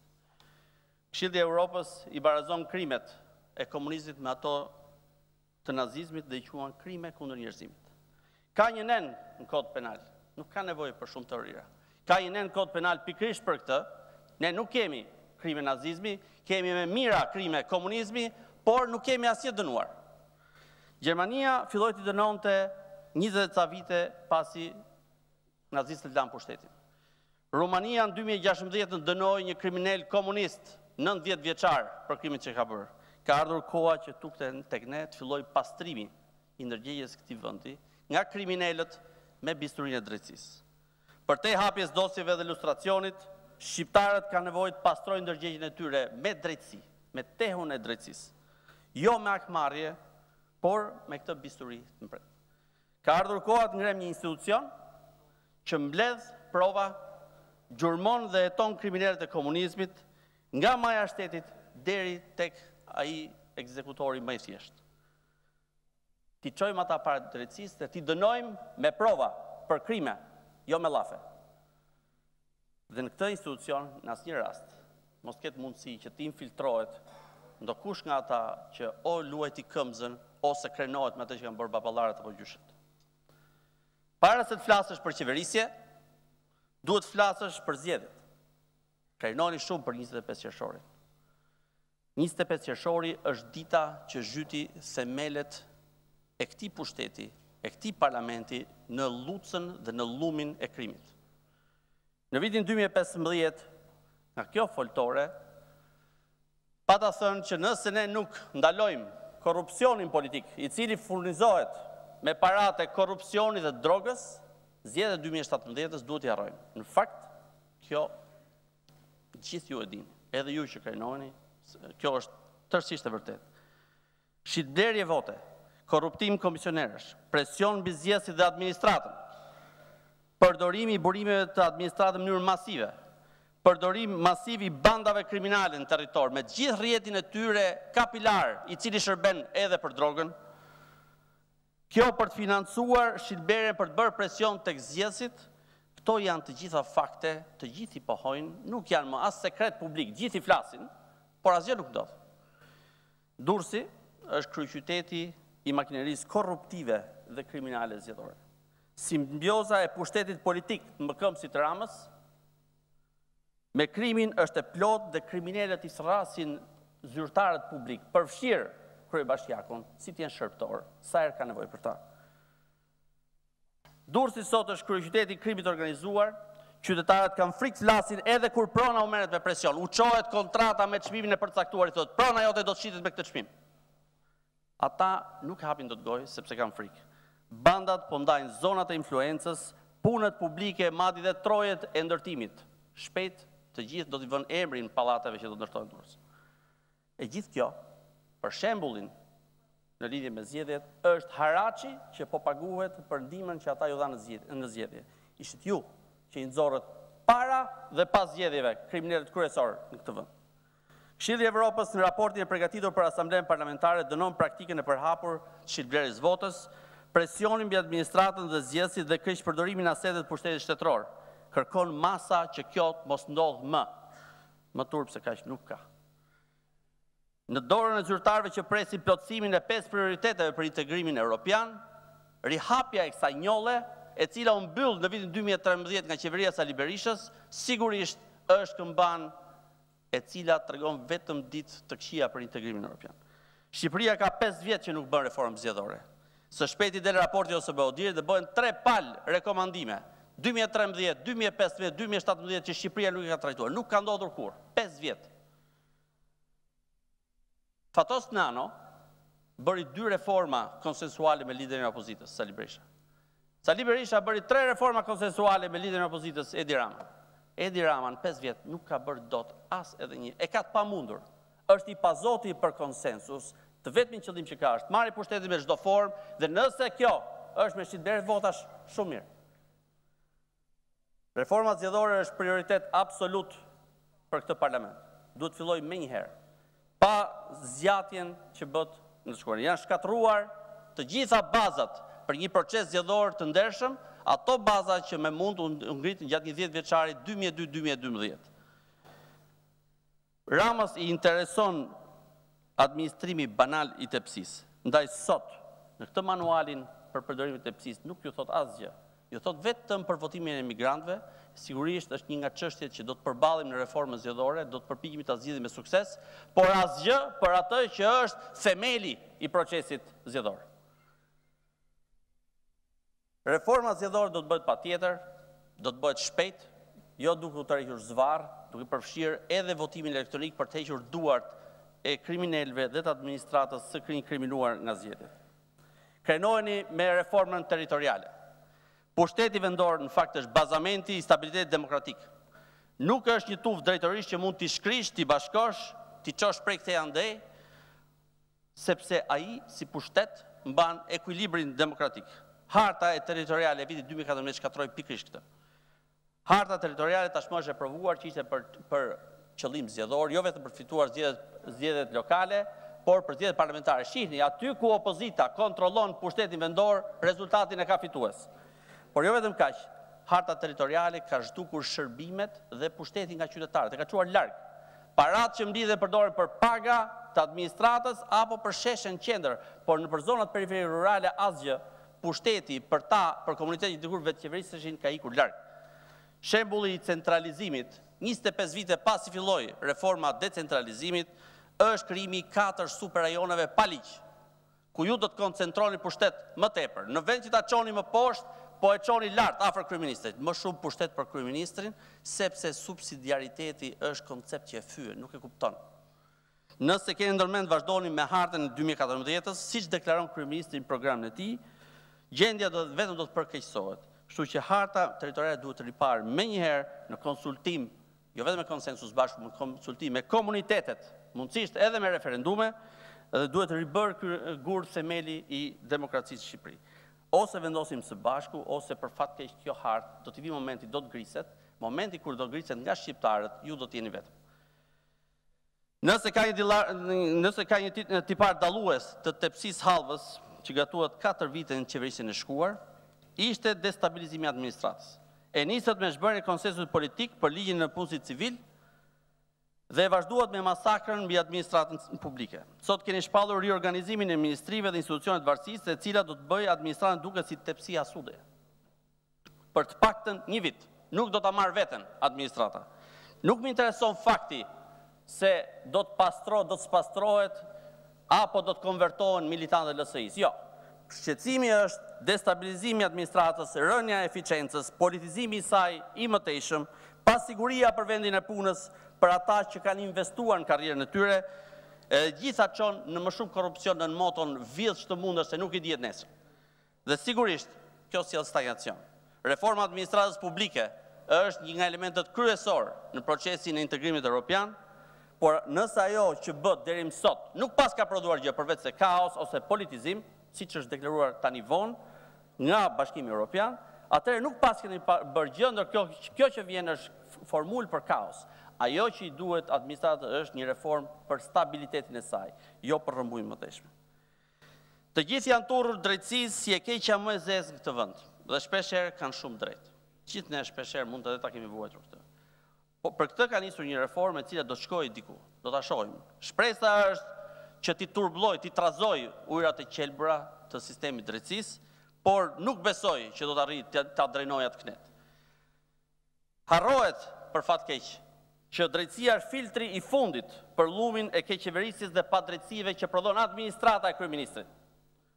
Drejtësia jonë është filtr i bllokuar dhe i qelbur nga ky llum i administratës. Nga vendimet që merr ajo, ato shkojnë atje, ato përplasen atje, ato korruptojnë sistemin e drejtësisë. Po nuk e kuptuam këtë reformën e drejtësisë e dështuar tani.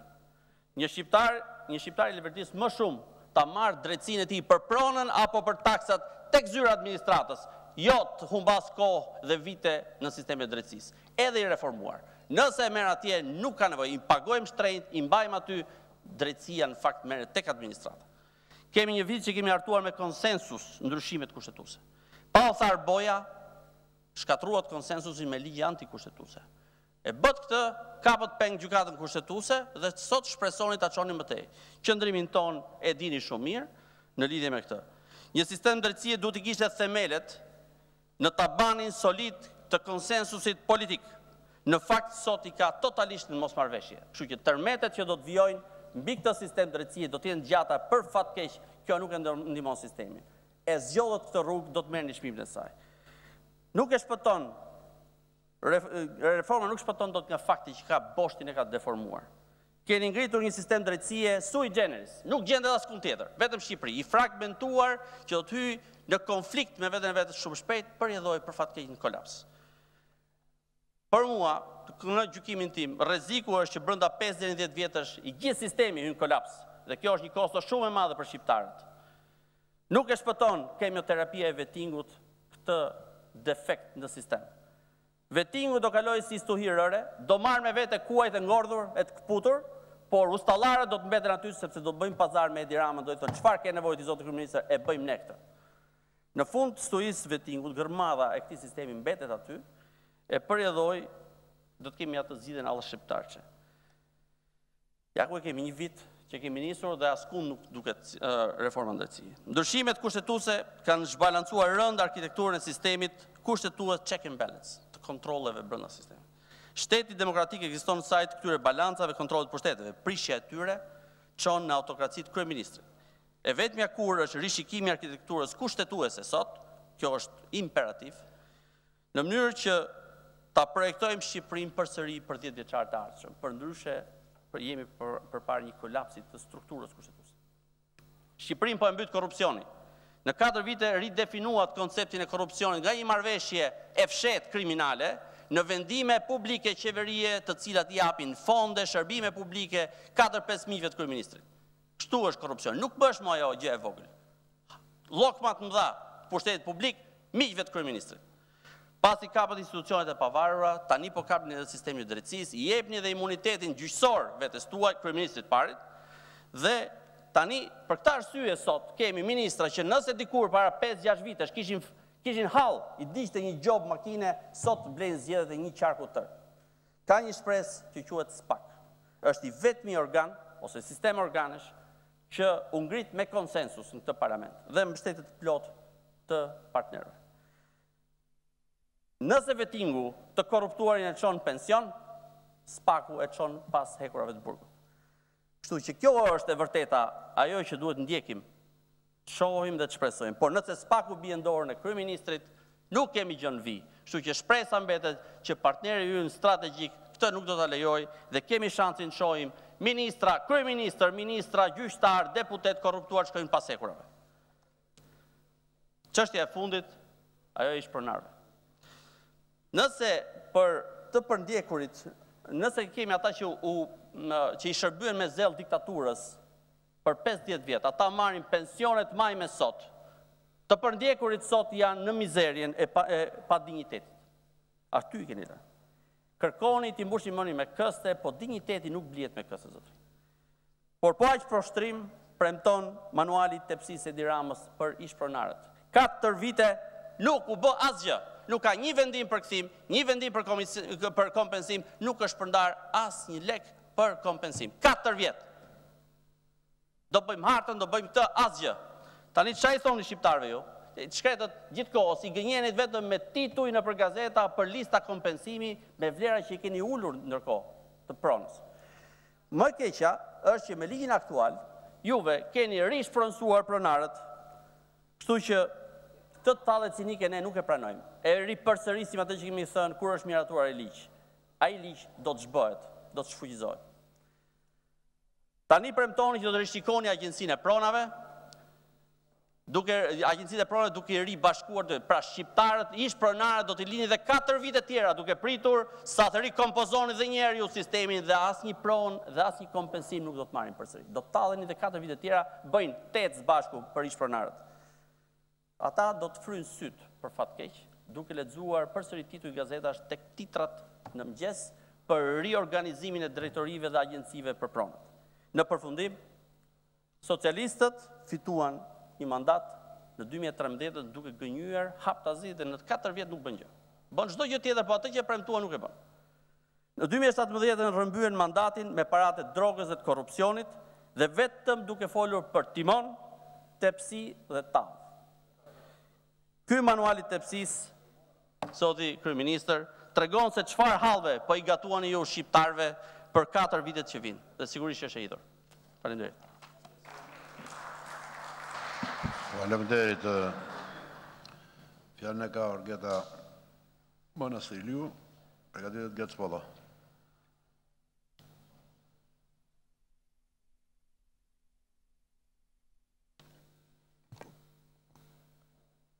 I nderuar zoti kryetari i Kuvendit, i nderuar zoti kryeministër, të nderuar kolegë, programi që paraqesim sot është prova më e mirë e angazhimit qeverisë shqiptare që në 4 vitet e ardhshme të vijë në zbatim politika të cilat do të përmirësojnë rrënjësisht sektorin e shëndetësisë dhe atë të mbrojtjes sociale. Në këtë program qeveritar, shëndetësia dhe mbrojtja sociale mbeten prioritete të patjetërsueshme.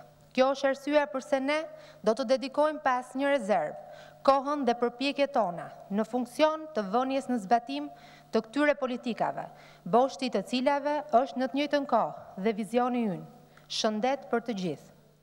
Ne besojmë se kujdesi shëndetësor dhe social për çdo qytetar në Republikën e Shqipërisë nënkupton më shumë cilësi në dhënien e shërbimit dhe mbi të gjitha një shërbim për të gjithë njësoj. Ndaj programi ynë kombinon barazinë me cilësinë. Pavarësisht se cilët janë ata që e kërkojnë shërbimin, pavarësisht se ku ndodhen dhe mbi të gjitha, pavarësisht se cili është vendi i tyre në shoqëri. Objektivi ynë është ofrimi i shërbimeve shëndetësore e sociale me cilësi, në kohë dhe të përballueshme nga të gjithë qytetarët. Mbulimi shëndetësor universal do të mbetet qëllimi afatgjat për sistemin tonë shëndetësor. Në funksion të këtij qëllimi, ne do të vazhdojmë të promovojmë jetën e shëndetshme, duke rritur investimet në të gjithë sektorin. Programi ynë për sektorin shëndetësor, një pjesë e mirë e cilit është ndërtuar dhe mbi bazën e mendimeve dhe sugjerimeve të nxjerra nga dëgjesat me qytetarët, është ngritur mbi atë parim bazë që përshkon të gjithë programin e qeverisë, bashkëqeverisjen me njerëzit dhe për njerëzit. Prandaj ashtu se sikur se bëm në çdo hap të hartimit të këtij programi, ashtu do të veprojmë dhe gjatë zbatimit të tij. Do të dëgjojmë, do të angazhojmë, do të përfshijmë të gjithë ata që janë direkt të prekur, ashtu si edhe ata që munden dhe duan të kontribuojnë, përfshirë dhe ju, kolegë të opozitës. Programi ynë do të stimulojë politika për promovimin e shëndetit publik nëpërmjet nxitjes së një jetese të shëndetshme, Parandalimi dhe diagnostikimi hershëm do t'jem përparësit politikave shëndetësore të qeverisë, duke u përgjigjur zhvillimeve demografike, profilit të ri epidemiologjik, rritjes së gjatësisë, shtimit të sëmundjeve jongjitëse, si dhe rritjes numrit të smurve me disa sëmundje njëherësh. Ne do të mbështesim programet e parandalimit dhe diagnostikimit hershëm për sëmundjet kardiovaskulare, sëmundjet tumorale, që përbëjnë barën më të rëndë të sëmundshmërisë, me fokus të gratë, me qëllim parandalimin në kohë të sëmundjeve të pashërueshme. Gjatë mandatit para arritëm rezultate dukshme në përmirësimin e shëndetit nënës dhe fëmijës, duke përmirësuar indikatorët kyç. Synimi ynë është që ne deri në vitin 2021 të përmirësojmë këto indikator për një fillim të shëndetshëm të jetës. Por në të njëjtën kohë rritja e jetëgjatësisë dhe kërkesat legjitime të çdo kujt për një jetë sa më të shëndetshme kërkojnë zhvillimin e kujdesit shëndetësor dhe social për moshën e tretë. Prandaj qeveria do të zgjerojë mbështetjen për riabilitimin, kujdesin paliativ dhe atë geriatrik.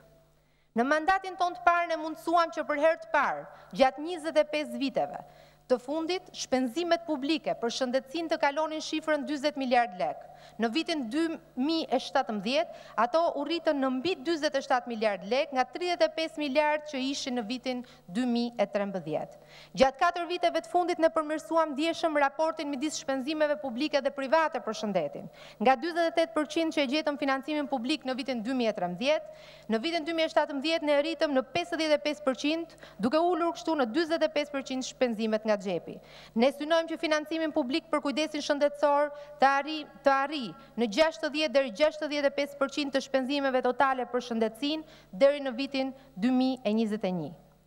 Në këtë mandat, ne do të vijojmë bashkëpunimin me institucionet shëndetësore jo publike, për të plotësuar kërkesën për shërbime mjekësore falas, si dhe për të ulur në afatet pranueshme kohën e pritjes, për ekzaminime dhe trajtime të specializuara. Deri në vitin 2021, koha e pritjes për shërbimet spitalore do të përgjysmohet.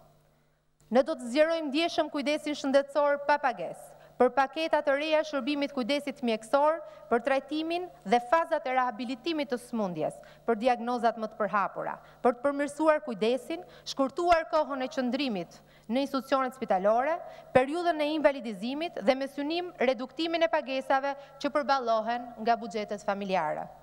Të vëjdishëm se mbulimi universal bëhet i prekshëm për qytetarët nëse shoqërohet me akses dhe shërbime cilësore dhe të përballueshme, ne do të riorganizojmë strukturën e administrimit të shërbimeve sipas rajoneve dhe do të rrisim investimet në infrastrukturë.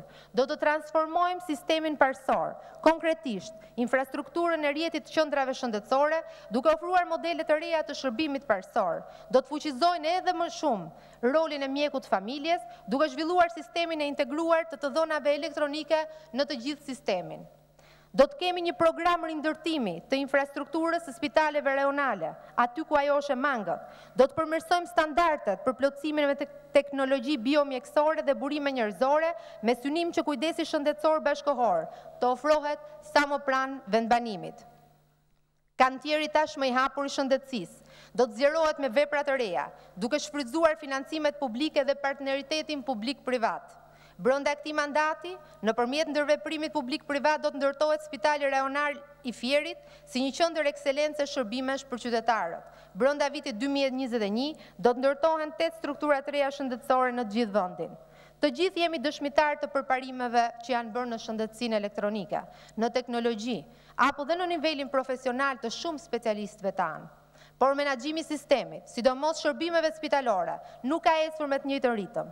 Ne do të ngushtojmë këtë asimetri, duke modernizuar, racionalizuar, rritur eficiencën e administrimit spitaleve universitare, rajonale, bashkiake dhe qendrave shëndetësore.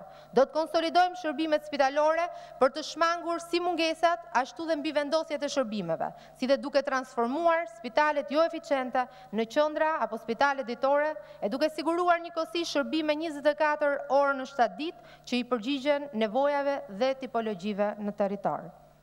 Objektivi ynë për spitalet mbetet autonomia spitalore. Ne do të mbështesim autonominë menaxheriale dhe kostifikimin e diagnozave, si dhe deri në fund të mandatit do të kemi dhënë shembullin e financimit spitalor bazuar në aktivitetin që kryejnë. Do të nxisim procesin e akreditimit të gjithë spitaleve publike dhe private për të garantuar siguri në shërbime dhe cilësi në shërbimet e ofruara. Ne synojmë të transformojmë urgjencën kombëtare në shërbimin më të besuar dhe profesional të sistemit. Urgjenca mjekësore në territor do të forcohet me kapacitete njerëzore, mjekësore, motorike, duke shfrytzuar modelet më të mira inovative të aplikuara sot në botë. Thirrjeve të rasteve urgjente do të përgjigjemi brenda 10 deri 15 minutave në zonat urbane dhe 20 deri 35 minutave në zonat rurale. Po kështu do të fuqizojmë kapacitetet qendrore dhe rajonale për të përballuar urgjencat kardiovaskulare dhe cerebrale vaskulare. Qeveria shqiptare do të vazhdojë të vërë në zbatim politika për uljen e çmimit barnave, duke i mshuar gjithmonë ruajtjes së cilësisë së tyre dhe mbi të gjitha, duke rritur disponueshmërinë e sistemit farmaceutik në të gjithë territorin e Republikës së Shqipërisë. Sot, 150.000 qytetarë më shumë përfitojnë nga 85 barnat e reja të shtuara në listën e rimbursueshme. Programi ynë parashikon zgjerimin e kategorive përfituese dhe në të njëjtën kohë shtimin në 5% në vit të numrit përfituesve nga barnat dhe materialet mjekësore të rimbursueshme, duke u dhënë përparësi fëmijëve, grave, të moshuarve dhe të smurve kronik. Gjithë përfituesit e shërbimeve nga sistemi mbrojtje sociale dhe shëndetësore do të ndjehen më të shërbyer nga ky sistem. Do të eliminohen radhët e gjata për marrjen e dokumentacionit dhe do të synohet komisionimi i individëve në një kohë sa më të shkurtër nga spitalet apo institucionet e sigurimeve dhe ato sociale. Ngritja e fondit social do të jetë instrument thelbësor në bashkëpunimin me pushtetin lokal për të rritur shpenzimet për shërbimet e përkujdesit. Në programin ton të mandatit 2 do të përkrahim zhvillimin e një sistemi që garanton mbrojtjen sociale, duke zhvilluar mekanizmat për të mbrojtur të gjithë individët në nevojë apo të përjashtuar grupet vulnerabël me objektiv përfshirjen sociale dhe rritjen e kohezionit social. Në këtë mandat ne do të mbështesim ngritjen e ndërmarrjeve sociale, si një sfidë e radhës për të bërë të mundur punësimin e të gjitha shtresave vulnerabël të shoqërisë. Kjo është një mundësi më shumë për personat me aftësi të kufizuar, viktimat e trafikimit dhunës, të rinj me probleme sociale, kryefamiljar në nevojë, për punësim në ndërmarrje sociale mbi të gjitha për integrim dhe përfshirje të gjërë sociale në shoqëri me dinjitet e punë të denjë. Deri në vitin 2021, çdo individ dhe familje, kategori në nevojë, në mënyrë progresive do të ketë qasje të barabartë dhe do të përfitojë nga një sistem funksional i shërbimeve të kujdesit social, bazuar në parimet e decentralizimit dhe deinstitucionalizimit, duke transformuar institucionet drejt modeleve të reja alternative me bazë familjen dhe komunitetin. Ne do të mbështesim sisteme të reja dhe shërbime miqësore ndaj fëmijëve, adoleshentëve, me fokus drejtësinë, zhvillimin, arsimimin, ushqyerjen, shëndetin dhe mbrojtjen sociale. Ne do të vijojmë vendosmërisht të vlerësojmë barazinë gjinore, si kusht domosdoshëm, drejt zhvillimit të qëndrueshëm dhe duke koordinuar ndërhyrjet me të gjithë aktorët për tolerancë zero ndaj dhunës me bazë gjinore dhe dhunës në familje. Programi ynë do të mbështesë strategjit dhe do të ndërmarrë veprime kundër të gjitha formave të diskriminimit racor, seksual dhe gjinor dhe do të sigurojë garantimin e të drejtave të barabarta, duke rritur aksesin në shërbime deri në integrim të plot. Mbulimi universal, barazia, aksesi, përballueshmëria, eficienca, mbrojtja dhe përfshirja sociale, sigurisht që janë sfidat mëdha dhe të rëndësishme për sistemin, për qeverinë shqiptare dhe për shoqërinë tonë në përgjithësi. Të vështira, siç e thash, por jo të pamundura. Shën Francesku i Asizit thoshte, fillo duke bërë gjërat e nevojshme, pastaj bëj gjërat e mundura, dhe pa pritur do të kuptosh se je duke bërë atë çka dukej e pamundur. Në fund, më lejoni të them dhe 2 fjalë, partnerët tanë të pazëvendësueshëm në këtë sipërmarrje, të mbushur plot sfida, do të jenë njerëzit e zakonshëm të këtij vendi. Ne do të jemi gjithmonë të hapur kudo dhe në çdo kohë, për të gjithë ata që duan të denoncojnë, paraqesin një shqetësim, ankesë apo dhe të kontribuojnë dhe të jenë pjesë e këtij rrugtimi drejt shëndetësisë dhe kujdesit social që ne duam. Ky është zotimi ynë, kjo është busulla jonë. Ky është angazhimi i qeverisë dhe Ministrisë Shëndetësisë dhe Mbrojtjes Sociale përpara qytetarëve shqiptar dhe përpara jush, të nderuar kolegë. Faleminderit. Faleminderit zonja Orgeta. Paralajmërova për të përgatitur zotin Pollo, por zoti Pollo është marrëvesh e lë radhën zotit Berisha, është rekorduar me kryetarin e grupit e MMO. Prandaj fjalën e ka zoti Berisha, përgatitet Fatmir Xhafa.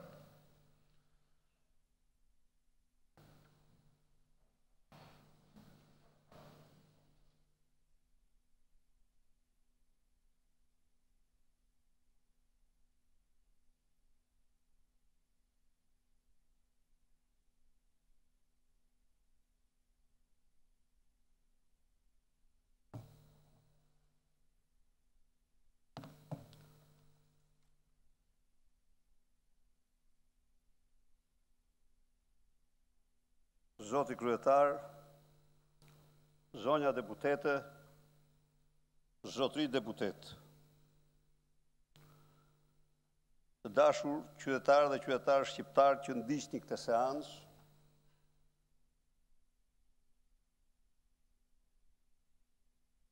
në ligjet dhe kushtetutën e vendit, kjo seancë mblidhet për raportin, për programin e qeverisë së 4 viteve që vinë, mazhorancë kjo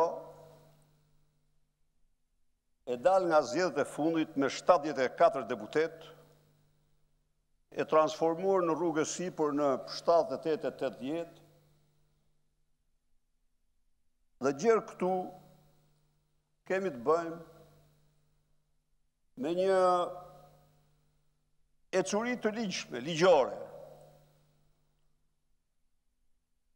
të përcaktuar nga kushtetuta, të përcaktuar nga ligjët e vendit.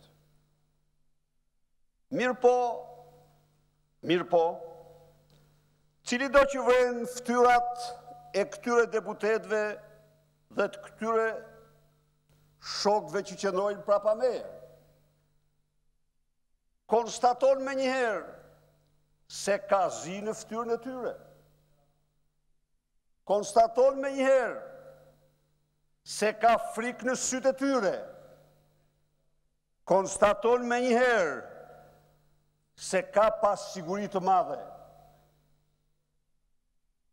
Edi Rama këtu mbajti një fjalim, do të pranoj të ndryshëm nga i 4 viteve më parë.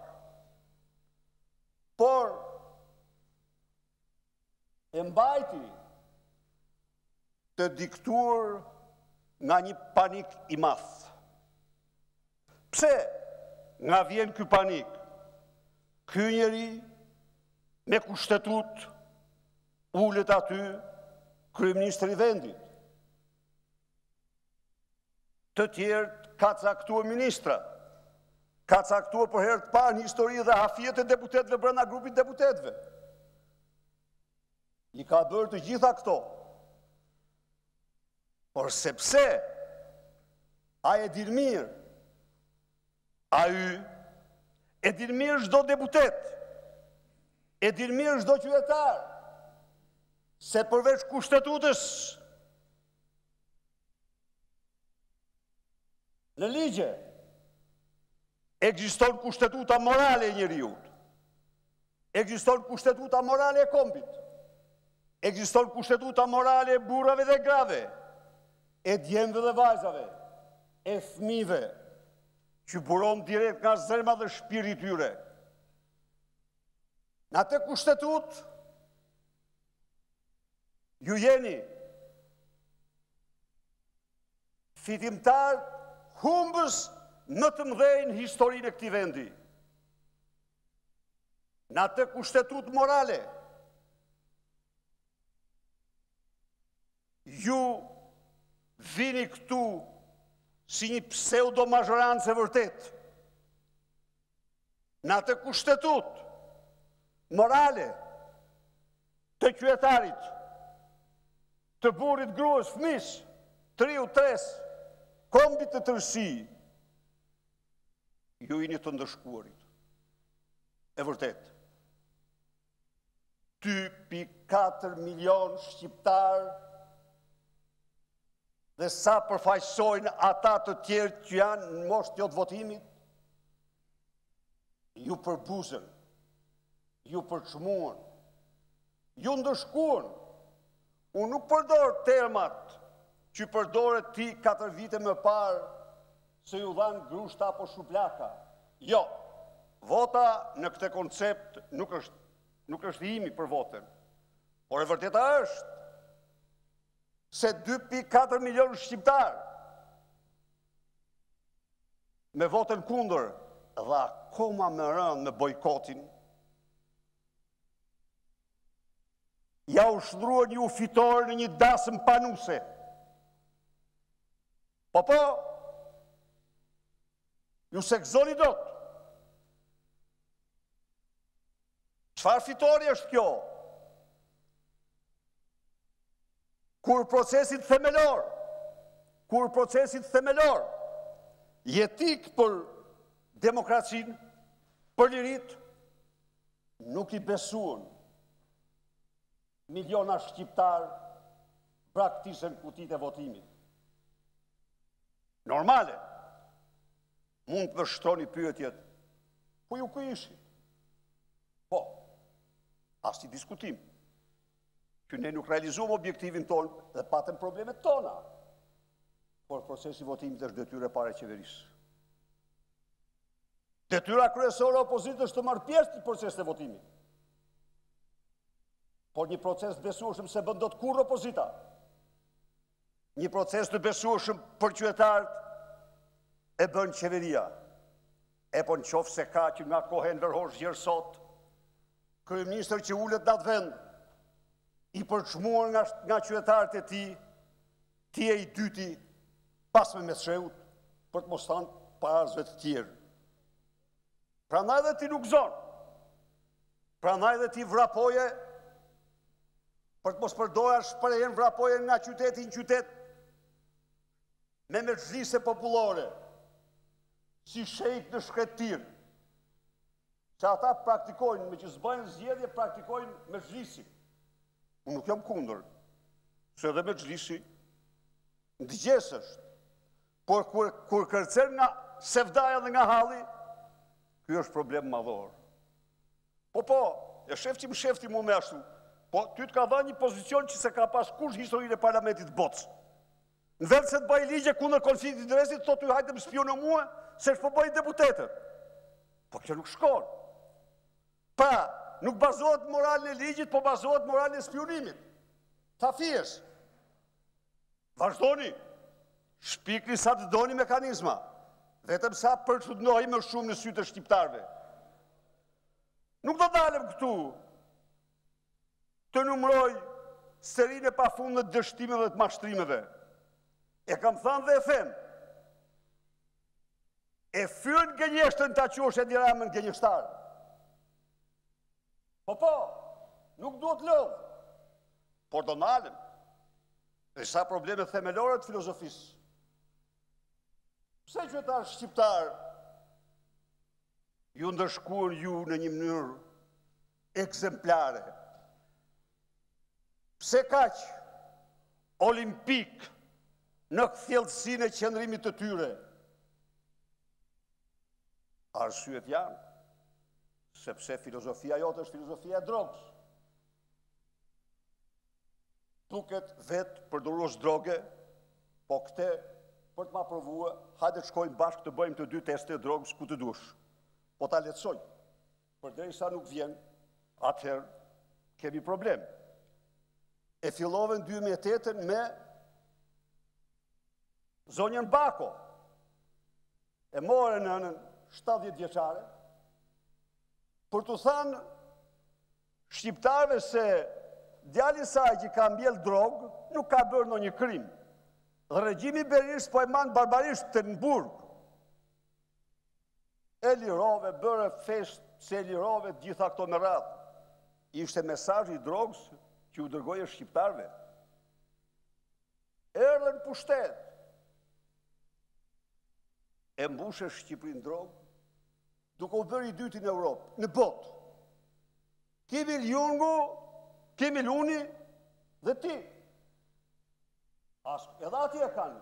Dhe do të dini mirë se në vitet 60 edhe këtu ka qenë kanabisi plot. Dhe vetëm kanabisi. Po në nëzirin në përara për të mbledhur në lulkuqin bashkim. Hashashin, tamam opiumin.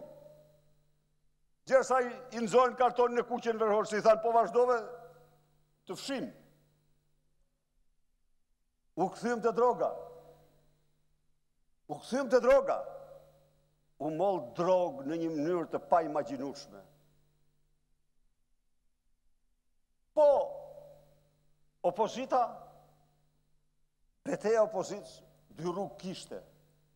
Ose Shqipëria, opozita të pajtohej me këte, dhe o burra ngar kush ta mbështes më shumë? Ose opozitat që ndronë të në vlerat morale në emër të kushtetutës morale dhe të kushtetutës ligjore të vendit, kundër. Qëndruam kundër vendosprisht, e denoncuam kudo. Ku jemi sot? Ku është sot Shqipëria? Pasi ka gënjur me 10 herë ky zotëri, se 99.5% e fshi me bamet gjitha këto, a doni t'u them unë ju? Absolutisht, djeni mirë, nga Priska, gjerë në Kalatë Dodës,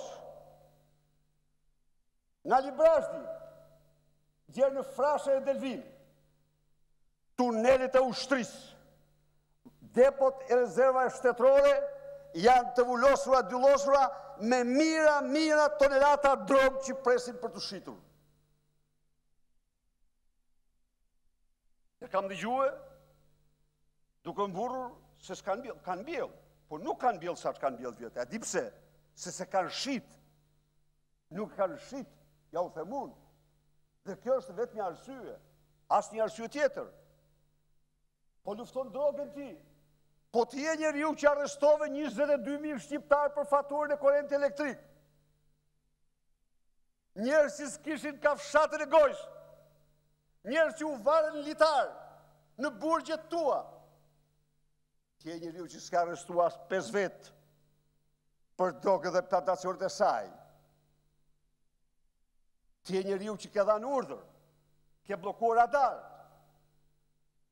dhe ke dhanë urdhër transport e drogës. Pra, shumica jote është shumicë droge. Ndaj dhe kushtetuta morale e kombit, e qytetarit dhe njeriut nuk e pranon atë.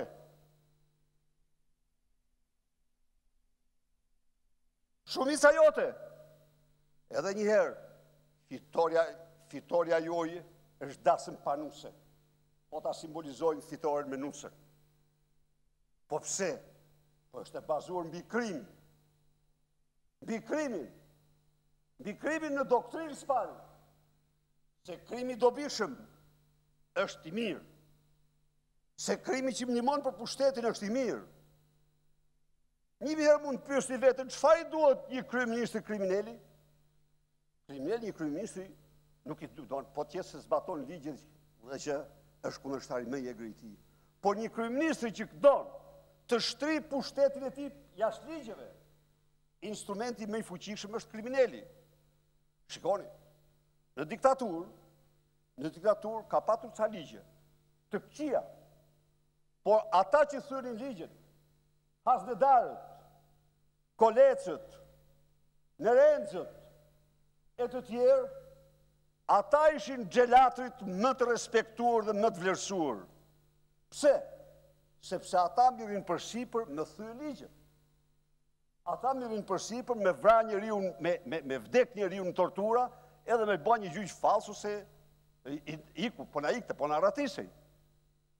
Zotria, i duhet krimi për t'ia çuar kryetarit të opozitës dhe për t'i thënë se nxore kokën dritare e kam drejteje shtjekze dhe thepin. I duhet krimi për t'i thënë kësaj kompanie mos u afro, se këtu është Dhil Manushi, ajo që do fitoj tendrin, guxo po deshe. I duhet krimi për të mbyllë gojë kundërshtarëve. I duhet krimi si janë gjarë kundra medjave. Pra, kjo është shumicë që bazohet mbi krimin. Dhe në këto kushte, a mund të jetë kjo një shumicë e kushtetutës morale të një njeriu, të një kombi? Jo, kurrë në kurrës. Çfarë i duhet krimi? Për të përcaktuar investimet. Mor zotëri, vendi po ecë drejt një rrokullisje të madhe. Po pse? 4 vite, 3 dhjamin e viteve të mëparshme. Në ç'kuptime them këtë? Për Shqipërinë investimet e huaja janë jetike sa ajri. Përveç ata që kanë mundësi deri në Varhoxhës. Çfarë u bë? Merrni pak. Klikoni pak indeks mundi. Çfarë thot indeks mundi? Në vitin 2009, thot Shqipëria mori 1.3 miliard dollar investime. Në vitin 2008, Shqipëria mori 1.2 miliard, me radhë, i keni aty, mos t'i citoj. Çfarë thot Indeks Mundi? Indeks Mundi thot, pra në atë kohë nuk kishte as tap, as devoll, as Lumifanit. Si ishin këto? Dhe investimet ishin 1.3 miliard. Sot sa janë? Sot 80-90% e investimeve i dedikohen tapit dhe devollit dhe matit. Fanit. Dhe dhaj është një central 200 milion dolar. Po, s'po thëm të tjera, po mërëm të mëdhat. Cila kompani erdi këto 4 vite e madha asë një? Lam 3 kompani të mëdha. Edhe shumë mirë, edhe ju do të linit për të tjetë, shumë e radhë. Lam tapin, lam devolin, lam edhe Omnixin. Kompaninë Omnix, që kishte një projekt djerë në 1.5 miliard. A e din ju se s'ka dursak që nuk e din se kush i shkaktoi 37 fraktura menaxherit të kompanisë Omnix të Kure Limufit? Çdo dursak e din. Po si ndodh asgjë. Dhe këte e përzure. Përzure dhe në qofë se ka një dështim 27 vjeçar të qeverive shqiptare, ishte turizmi. Ja u themun ju. Shkonin Tivat, po të doni, keni shkuën, nështë ta, unë s'kam qenë, po më kam thënë ata që kanë qenë, të gjitha llojet e hoteleve, me Four Seasons, me tjere me radhë. Këtu, një që po ndërtoj, i bëm 37 fraktura, e dim se kush ja bëri, nuk majmë qëndrim. Po pse? Se ndrikulla dhe kumbara janë mbrapa. E dim dhe kush janë mbrapa. A e dini ju pse s'ka investime? Ta jo, themun. Njerë, ne çdo gjë themi, po si themi kujt kur mos investojnë në Shqipëri. Dhe ta dini hiqen nga mendja. S'keni përgjet kur njëri që thot se në tha Sali Berisha, edhe unë besoj edhe miqtë e mi se bëjnë kurte. Po kush po u thot tani? Po u thonë rëndom ambasadat. Absolutisht. Po u thonë rëndom ambasadat. A doni t'ju jap shembull? Para 2 muajsh, një nga gjigantët të botës në prodhime sportive, erdhi i kënaqur, i gëzuar me gjithçka që t'investon të në Shqipëri. I kërkoj një opinion ambasadë. Çfarë i tha ambasada? Nuk është një ambient miqësor për investimet tona. Goodbye. Iku. A do një zhjap shemë tjerë? Sa të doni? Po si mund tjetë? Miqësor, kur dele i bën 37 fraktura, ata kanë sigurin të parë, s'kanë miliardit, e kanë sigurin të parë. Në 10 shemuj të tjerë. Ato që shkruan, raporti departamentit se juftoj t'i lexoni, se në shkrojtur kur.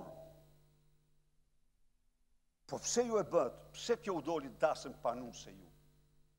Po u doli dasën panuse, sepse në atë raport nuk keni një fjalë të vete për korupcionin,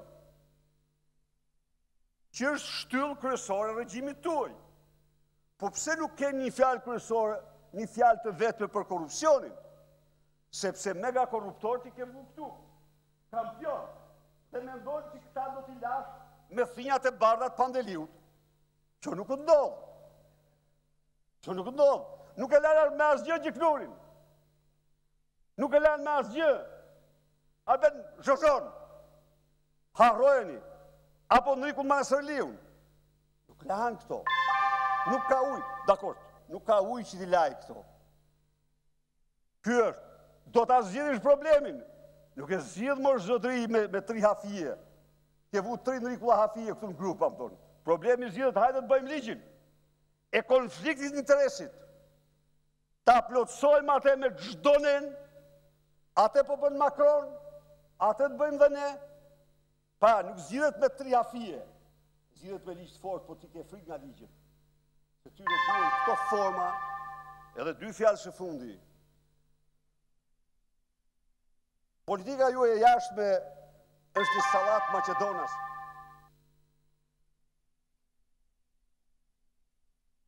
Koha mbaroi zoti Berisha, faleminderit ulu. Jo, s'ka më asnjë sekond për askënd. Lutem zoti Berisha. Zoti Berisha, të lutem. Të lutem ulu.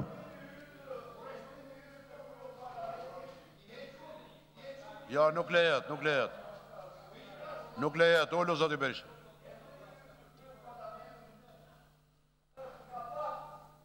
I thet gjithë ato që kishe për thënë, ulu, të lutem shumë. Ulu, zoti Berisha. Zoti Berisha, ulu.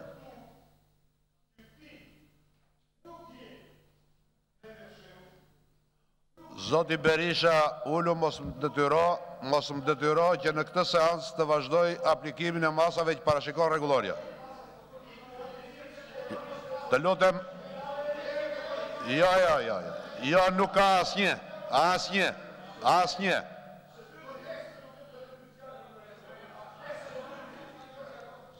Po plotson minutat.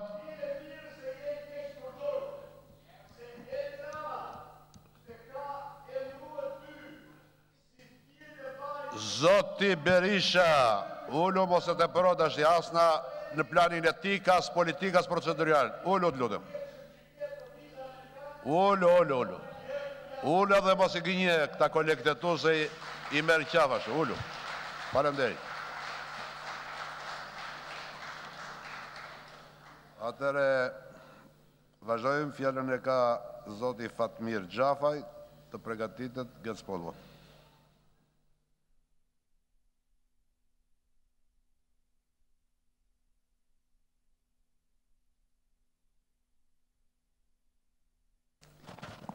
Prisja që të rije këtu në salë, se ti e personi që nga ke kujtuar gjithë një shprehje e famshme, bërtet hajduti kape një hajdutin.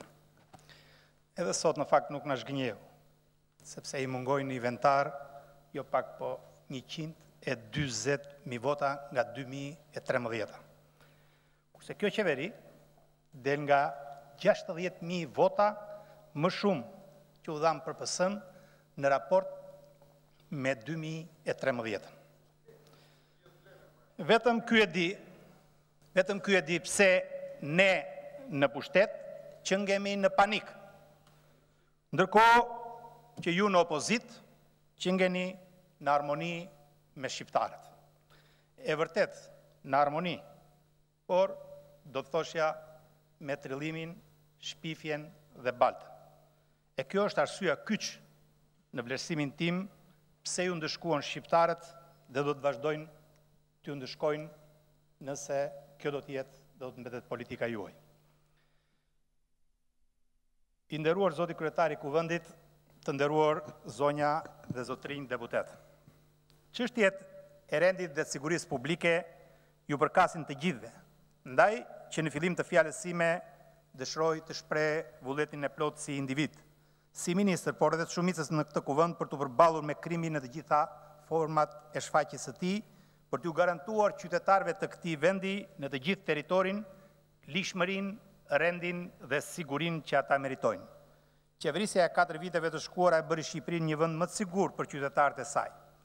Përmirësimi i strukturave të policisë shtetit, fokusuar në reformën e personelit, trajtimin dhe kualifikimin cilësor të tyre nëpërmjet Akademisë së Policisë së Shtetit, rritjen e bashkëpunimit operacional dhe ati ndërkombëtar, shkëmbimin e informacionit policor, bashkëpunimin ndërkombëtar, goditjet në luftën ndaj kultivimit dhe trafikimit të lëndëve narkotike në shumë zona problematike të vendit, lehtësimit të procedurave dhe digitalizimit të shërbimeve ndaj qytetarit, si dhe trajtimin financiar e logjistik të policisë, duke u garantuar një status të ri, janë disa nga arritjet e prekshme.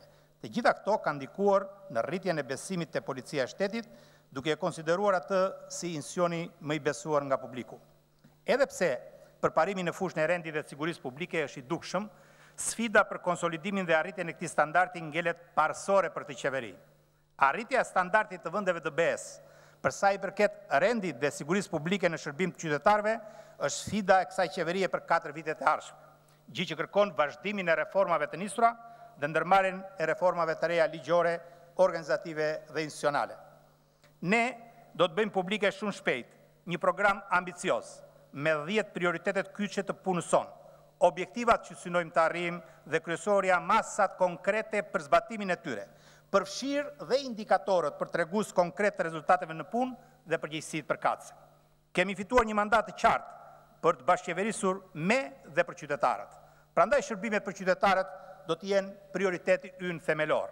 Ne do të veprojmë shpejt dhe me masa energjike për të përmirësuar cilësisht marrëdhëniet me qytetarët dhe shërbimet ndaj tyre, duke synuar edhe një marrëdhënie të re të qëndrueshme ndar veprimit dhe besimit midis policisë dhe qytetarëve, por dhe midis strukturave të policisë dhe atyre të komunitetit. Ne synojmë të nxisim dhe inkurajojmë pjesëmarrjen e komunitetit në çështje të parandalimit dhe reagimit ndaj shkelësve të ligjit. Nëpërmjet bashkëpunimit me organet e qeverisjes vendore, organet e tjera ligjzbatuese, shoqërinë civile, komunitetet fetare, synojmë uljen e ndjeshme të personave të përfshirë në veprimtari kriminale, përfshi të miturit dhe të rinj kryesisht, si dhe ndëshkimin e rasteve të dhunës në familje. Do të ndryshojmë cilësisht sistemin e kontrollit të territorit dhe policimit në komunitet, në funksion të parandalimit të kriminalitetit dhe shkeljeve të ligjit. Një qasje e tillë, e cila e vendos policinë shumë më pranë qytetarëve, bën të mundur identifikimin e problemeve në komunitet dhe gjetjen e rrugëve për zgjidhjen e tyre, në të cilën besojmë se jo vetëm do të ndikojë në uljen e kriminalitetit, por dhe në rritjen më tej të besimit të publikut tek policia.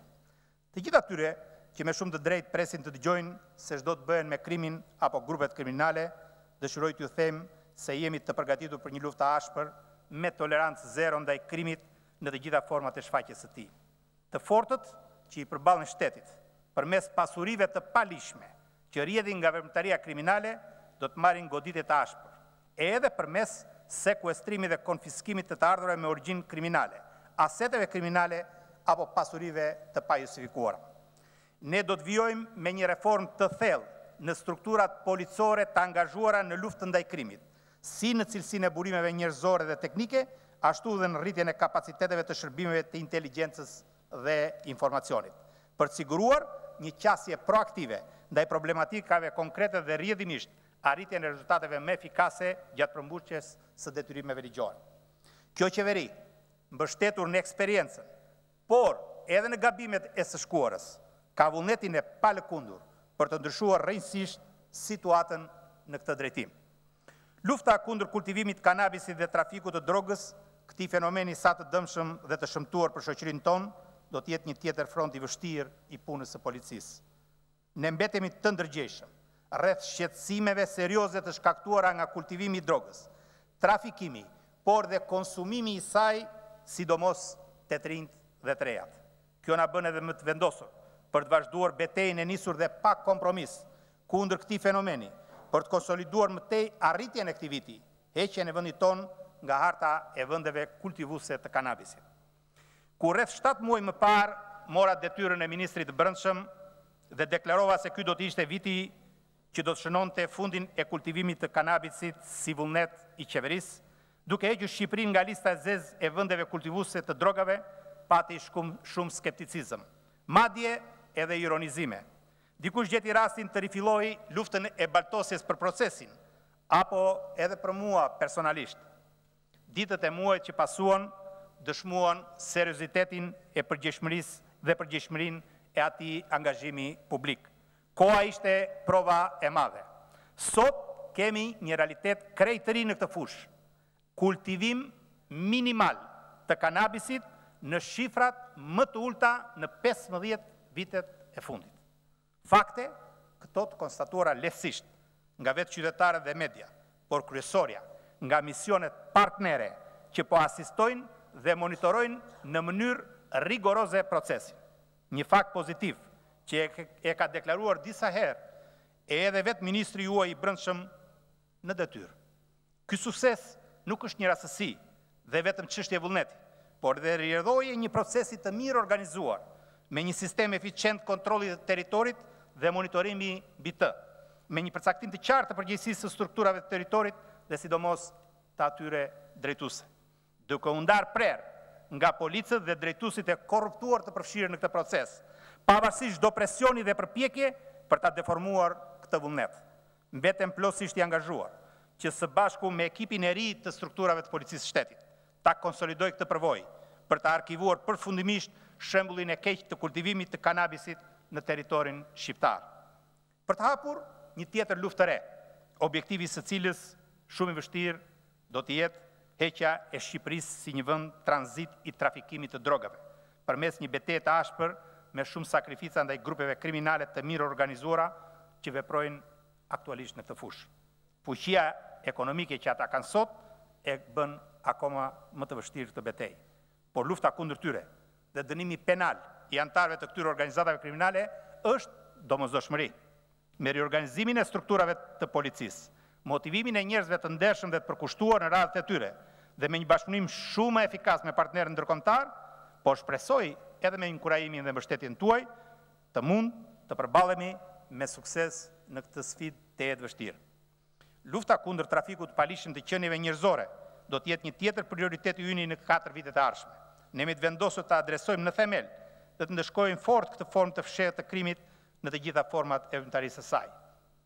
Gjithashtu, ndalimi i flukseve migratore dhe azil kërkuesve do të kërkojë jo vetëm ndryshime strukturore, shfrytëzimin e ekspertizës së dur në fushën e ligjit, policisë, psikologjisë, trafikimit dhe azilit, por dhe një fushat agresive ndërgjegjësimi në bashkëpunim me shoqërinë civile, median dhe aktorë të tjerë. Reforma në drejtësi ka sjellë dhe do të sjellë ndryshime thelbësore edhe në fushën e drejtësisë penale. Tashmë është momenti për t'i dhënë jetë këtij procesi në praktik, përmes mbështetjes maksimale të ngritjes së Byros Kombëtare të Hetimit dhe Prokurorisë Speciale, si dhe ndërtimit të një bashkëpunimi shumë efikas me to për të patur rezultate të prekshme në luftën kundër krimit organizuar dhe korrupsionit të nivelit të lartë. Strukturat e policisë së shtetit për hetimin e krimit do të duhet të përgatiten për të dhënë gjithë kontributin e tyre ligjor mbështetës në këtë aspekt, përfshi dhe hapjen e disa çështjeve sensitive në vite për opinionin publik, lidhur me disa vrasje të bujshme ende të pazbuluara, implikimin e zyrtarëve të lartë në afera korruptive, cënimin e interesave të shtetit, apo edhe implikimin e disa politikanëve me krimin e organizuar. Gjithsa përmenda më sipër, nuk do të bëhet e mundur pa institucione të forta dhe të qëndrueshme, me njerëz me integritet moral, profesional dhe etik, të cilët duhet të shërbejnë në policinë e shtetit. Çdo kush që është pjesë e policisë shtetit do të marrë atë që meriton përmes një sistemi vlerësimi karriere objektiv dhe të qëndrueshëm. Vetëm me individë të tillë do të jemi në gjendje të ofrojmë qytetarëve shqiptar një shtet më të sigurt, në të cilën sundon ligji dhe vetëm ligji. Në këtë kontekst, ndër aktet e para që do të firmos sapo zyrtarisht të marrë detyrën e ministrit, do të jetë urdhri për fillimin e procesit të hartimit të një kuadri ligjor për procesin e vettingut, që ka të bëjë me kontrollin e pasërtisë dhe figurës së punonjësve të policisë së shtetit, pa përjashtim në të gjitha nivelet, nga drejtuesi më i lartë deri tek specialisti më i thjeshtë. Nuk mundet kurrësi që policia e shtetit të ketë sukses në luftën me krimin dhe palishmërinë, sa kohë në radhë e saj ka njerëz të lidhur me botën e krimit apo me interesa të dyshimta, të cilët minojnë punën dhe sakrificën e shumicës dërmuese të punonjësve të policisë së shtetit. Një punonjës apo drejtues policie, i cili mbështet dhe ndihmon elementet kriminal, është disa herë më i rrezikshëm se vetë keqbërësi. Policia e shtetit duhet pastrohet me çdo kusht nga individ të tillë. Vetëm një punonjës policie i ndershëm dhe korrekt, me detyrën dhe njëkohësisht i aftë profesionalisht, është garanci për jetën dhe pronën e qytetarit. Ndaj jam i vendosur të shkoj këtij procesi deri në fund. Kjo është sfida jonë dhe nuk kemi rrugë tjetër verse ta fitojmë atë. Realizimi konkret i prioriteteve të mësipërme kërkojnë me domosdoshmëri konsolidimin e bashkëpunimit ndërkombëtar me organizatat e specializuara në luftën kundër krimit, përfshi dhe asistencën e tyre direkte në territorin ton nga institucionet ndërkombëtare dhe ose nga shërbimet policore partnere në luftën kundër krimit. Për të, ne jemi duke përgatitur një program ambicios, bashkëpunimi institucional dhe bashkëveprimi operacional me agjencitë ndërkombëtare në fushën e luftës kundër krimit. Do të fuqizojmë edhe më tej bashkëpunimin me vendet partnere. Do të kërkojmë rritjen e asistencës së tyre dhe realizimin e operacioneve të përbashkëta kundër grupeve kriminale që veprojnë në territore të përbashkëta. Në këtë kontekst, gjatë muajit gusht, kemi kërkuar bashkëpunimin dhe jemi asistuar aktivisht nga partnerët tanë të Bashkimit Evropian, Shtetet e Bashkuara të Amerikës, Gjermanisë, Austrisë, Italisë e tjerë, për artimin e prioriteteve dhe objektivave tona përmtej, duke kërkuar prej tyre dhe një monitorim intensiv të programit ton ambicios në këtë fushë. Shpresoj që shumë shpejt, me kërkesën time, në Ministrinë e Punëve të Brendshme dhe Policinë e Shtetit, të atashohen një grup ekspertësh të Europolit, FBI dhe policisë gjermane, të cilët me ekspertizën e tyre thelluar do të jetë një kontribut i shtuar në funksion të realizimit të prioriteteve tona dhe të përgjegjësive, ushtrimit përgjegjësive të mia si ministri i brendshëm. Nuk mund ta humbas të mundësi, pa ju shprehur të gjithë partnerëve që kanë bashkëpunuar gjatë gjithë këtyre ditëve dhe çdo kujt prej tyre falënderimet dhe mirënjohjen time për gjithçka kanë ofruar deri tani dhe gatishmërinë e plotë që kanë shprehur për të vazhduar programet e tyre të asistencës në mbështetje të luftës kundër krimit. Të nderuar kolegë, çështjet e rendit dhe sigurisë publike, veçanërisht në vendet me demokracinë në konsolidim e sipër, debatohen fort politikisht ndërmjet shumicës qeverisëse dhe pakicës opozitare. Qeveria është e hapur dhe nuk ka asnjë kompleks për të bashkëpunuar me opozitën në çështjet që kanë të bëjnë me rendin dhe sigurinë publike. Ne mirëpresim çdo vërejtje apo propozim të opozitës për përmirësimin e rendit dhe sigurisë publike në vend. Qëndrimi mbështetës i opozitës për policinë e shtetit do të ishte një dekurajim i madh për sjelljet kriminale të individëve apo të organizatave kriminale. Nga ana tjetër, kjo lloj qasje e opozitës nuk besoj se do ta kompromentonte apo hiqte asaj as pak të drejtën në rastet kur puna e policisë së shtetit në veçanti e imja si ministër apo edhe qeverisë në përgjithësi në lidhje me rendin dhe sigurinë publike nuk do të ishin sipas ligjit. Unë do t'ju kërkoja sinqerisht opozitës të monitorojnë nëpërmjet mekanizmave parlamentar, siç është Komisioni Parlamentar i Sigurisë, realizimin e të gjitha angazhimeve që ne po marrim. Kjo jo vetëm në funksion të rritjes së transparencës, por edhe si një mekanizëm më tepër në mbajtjen e veprimtarisë së policisë brenda kuadrit të duhur ligjor. Uroj që opozita të diskutojë, të debatojë dhe në fund të vlerësojë çfarë do të jetë rezultati punës sime dhe i ministrisë që unë do të drejtoj.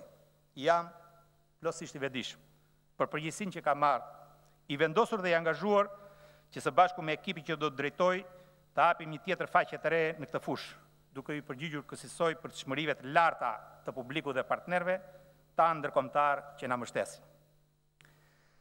Të nderuar qytetar, të nderuar kolegë, e çmoj me vend që në këtë seancë të parë jashtë temës së saj të bëj një reagim publik për disa akuza të vjetra të risjella këtu nga baltëhedhësit e vjetër dhe të rinj në këtë sallë. Punët e shumta që më presin në lidhje me sfidën e kësaj qeverie dhe timen personale për forcimin e rendit dhe sigurisë publike nuk do të mundsoj në ditët në vijim që të kthej përgjigje për disa çështje të sajuara dhe të bëj replik me ata të cilët i përcjellin publikisht këto çështje. Jam plotësisht i bindur se pjesa e shëndoshë e kësaj politike dhe opinionit publik nuk ka nevojë për këtë shpjegimin tim sot. Jo vetëm sepse këtë e kanë bërë dhe herë të tjera, por i kanë shumë të qarta motivet e këtij sulmi të ulët politik. Ndaj po e bëj sot, duke shpresuar që kjo do të jetë hera e fundit dhe si detyrim ndaj çdo lloj opozitari që ka dëshirën dhe vullnetin për të parë të vërtetën ashtu sikurse ajo është. Keni ndërmarrë ndaj meje një sulm të egër personal, bazuar në një histori të filluar 15 vjet më parë dhe për të cilën unë disa herë kam bërë publike faktet dhe qëndrimin tim. 15 vjet më parë në 2012, kur unë isha ministër dhe ju opozit e ngritët për herë të parë publikisht të akuzë, i jam përgjigjur përmes një deklarate. Në 2010, kur ju ishit në pushtet, njëri kryeministër dhe tjetri dora vetë ministri i brendshëm i asaj kohe, më sulmuat si kundërshtar opozitar për sërimet të njëjtin avaz, vllai dhe tashmë shkuar ati. Pikërisht 7 vjet më parë, në 7 tetor në këtë sallë, unë si opozitar, ju përgjigja këtu nga kjo foltore, akuzës tuaj si pushtetar, çfarë kam patur për të thënë, i kam thënë të gjitha aty. Lexojeni. Ju prej 8 vjetësh ishit në pushtet, i kishit të gjitha mundësit si kryeministër dhe si ministri i brendshëm, të provonit akuzat tuaja dhe të ndëshkonit ashpër me policin, prokurorin dhe gjykatën tuaj. Nuk besoj se i falet familjarët e mi se mua Jo. Përsëri 6 vjetë më vonë, ju rikthyer këtij avazi vjetë në kulmin e reformës në drejtësi. Çfarë nuk thatë për ta bërë sa më ndërkombëtare akuzën tuaj të vjetër. Ju vazhduat avazin dhe unë reformën dhe rezultati dihet tashmë. Filluat përsëri të njëjtën akuzë, si vjetë në mars, kur u bëra ministri i brendshëm. Thatë çfarë ju nxori goja e ligë për 2-3 muaj. Nga muaji maj i këtij viti ju opozitarët u bët pushtetar në 2 ministrit kryesore të ligjit, në atë të brendshme dhe në atë të drejtësisë. Ministrat të cilat u emëruan personalisht nga kryetari juaj. Dhe janë të dyja ministrit ku janë faktet dhe provat kombëtare dhe ndërkombëtare nëse ka të tilla. Po çfarë ju bët ju këto 4 muaj? Si nuk u gërmua Xhanam dhe ti Zbulonit, ku kishte rast më të mirë se sa të më kryqëzonit me fakte dhe prova sipas jush. Dhe as më shumë dhe as më pak, jo vetëm kryetari juaj, por dhe as kush tjetër, i veshur si ky, edhe me mandat ligjzbatuesi apo moral bërësi, nuk mund vendos mua në këtë akuzë apo përgjegjës. Për çfarë i ka ndodhur apo mund t'i ndodh një pjesëtari të familjes sime, cili do prej tyre që ka pasur ose mund të ketë në të ardhmen një shkelje ligji, është madhor dhe ka gjithë përgjegjësinë ta vuajë atë sipas ligjit. Dhe as ai dhe as kush tjetër nuk mund t'i jap më shumë ngarkesë se sa ligji vetë i jep. Edhe nëse për një moment do të ishte plotësisht e vërtet çfarë në mënyrë të ulët më akuzoni, unë kam gjithë të drejtën legjitime të pyes. Ku është përgjegjësia ime njerëzore dhe politike në lidhje me këtë çështje sa për ligjore, as që mund të bëhet fjalë. Unë jam në politik prej rreth 20 vjetësh. Jam i gatshëm të përgjigjem për gjithçka bëj e sillem në raport me interesat e vendit tim, me kushtetutën dhe me ligjin. Jam i gatshëm në çdo kohë të përballem me përgjegjësitë e mia. Unë nuk kam ndërmend të merrem me replikë për avazin tuaj të 15 viteve, avaz të cilët e përsërisni sa herë shtangoni të mësulmoni mua politikisht. Është hera e fundit që e bëj këtë dhe mora të gjatë të reagoj ndaj hedhjes suaj. Nga ana tjetër, ju siguroj se do të bëj me përgjegjësinë e ligjit dhe me përgjegjësinë time morale detyrën që më shbesuar. Faleminderit. Faleminderit Zoti Xhafa. Fjalën e ka Gjergj Spollo, përgatitet Senita Mesi.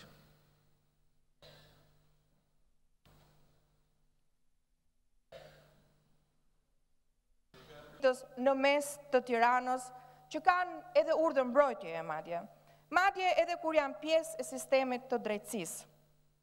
Ka 10 nëna të vrara edhe me urdhër mbrojtje, 10 fëmijë jetim që askush nuk përkujdeset për ta. Studimet të vetë qeverisë Ramajni kanë treguar që 75-80% e rasteve, kjo dhunë në familje ka ardhur si rezultati statusit ekonomik e social të rënduar të familjeve. Pa rritja e varfërisë ka sjellë rritjen e stresit, rritjen e problemeve dhe rrjedhimisht rritjen e dhunës në familje. Por, për ironi të fatit, sikur të mos ju mjaftonte grave të dënuara apo edhe shtresave më vulnerabël të shoqërisë kalvari gjatë i vuajtjeve, i strapacimeve, më të varfërit e Shqipërisë janë peng edhe i Vilmanushit. Nëse nuk bëjnë check-upin, asnjë grua nuk merr atë mbështetjen qoftë dhe të vogël financiare prej 3.000 lekësh në muaj. Nëse nuk bëjnë check-upin, familjet nuk marrin ndihmën ekonomike. Nëse nuk bëjnë check-upin, asnjë institucion nuk marrin dot patent, nuk marrin asnjë shërbim në asnjë institucion shtetëror. Pra, të gjithë qytetarët e Shqipërisë duhet të kalojnë përmes dëshirës dhe vullnetit të Vilmës, shoqes së Ramës. Pjesa e arsimit fillon duke na kujtuar që arsimi dhe kërkimi shkencor që ka një mirë publike, rrugë kryesore e ndërtimit të ardhmes, bla bla bla. Është okay. Fjali shablone. Flitet për reforma cilësore, për shërbime arsimore të përmirësuara, por ky raport i djeshëm i UNICEF-it i ka hedhur poshtë të gjitha këto që pretendohen në programin tuaj. UNICEF ngre alarmin sepse nën financimi i arsimit, nën 5% të buxhetit që Rama e premtoi para 4 viteve, i kushton shqiptarëve $35 milion në vit. Dhe kostot nuk janë vetëm financiare. Sa më i lartë financimi në arsim, aq më i lartë rritja ekonomike, thot raporti. Sa më i ullët financimi i arsimit, aq më i lartë është edhe kriminaliteti, thot raporti. E po ashtu rjeshton një sër indikatorësh të tjerë, që unë mendoj nuk janë shumë për të krenuar, sepse raporti thot që ka rreth 15.000 fëmijë sot që janë jashtë shkollë dhe shumë prej tyre punojnë në rrugë. Shumë janë analfabet, 64.000 për tyre janë analfabet. Sigurisht fëmijët e komunitetit rom kanë shumë pak arritje shkollore. Gjysma e shkollave ju mungojnë facilitetet e nevojshme. 1 ndër 4 mësues nuk është i kualifikuar, thot raporti. Po ashtu edhe për pikavarazhin e PISA-s, që na krenohet her pas here kryeministri, raporti thot që është një ndër më të ultit në gjitha vendet e OECD-s.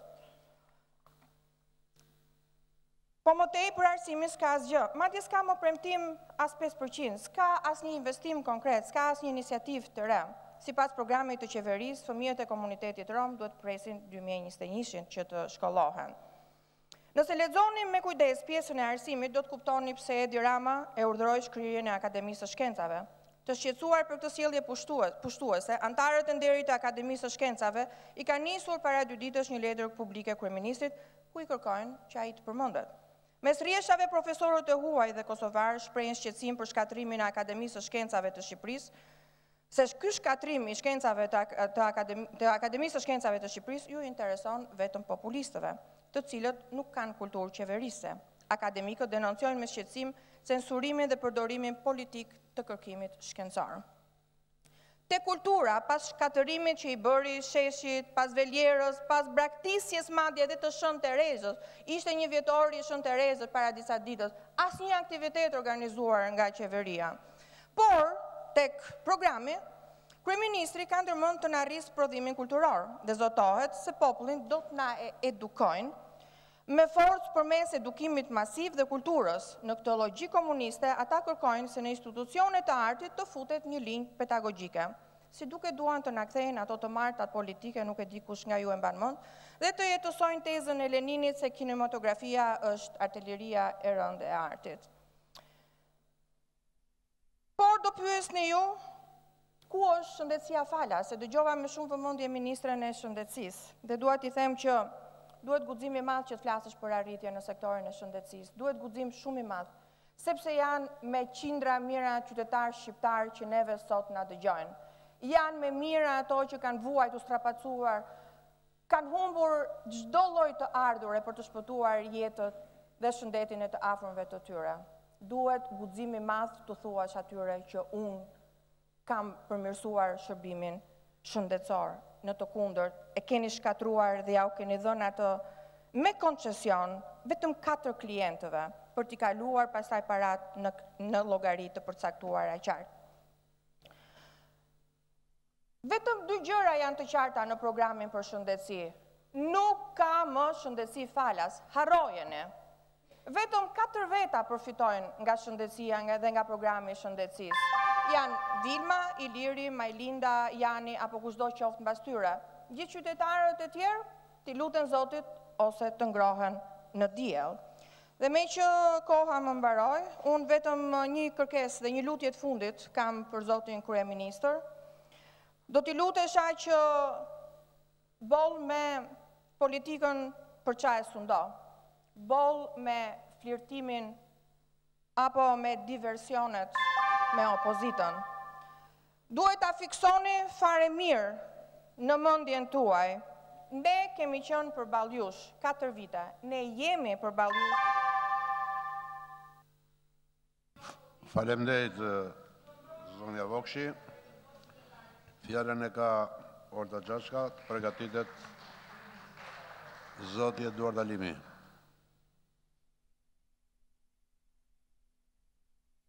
Në fakt, mua po m'duket sikur ky debat po zhvillohet si në një ëndër me 2 kohë. Sigurisht fal diskutimeve të opozitës, të cilët po na bëjnë ndihemi sikur zgjedhjet janë të dielën që vjen, jo 25 qershorin që shkoi. Shqyr Albana që folë një 2 fjalë të mira për barazin gjinore në vendimarrje dhe në qeveri, se ndryshe kishte filluar të mdukej kjo foltore si çadër.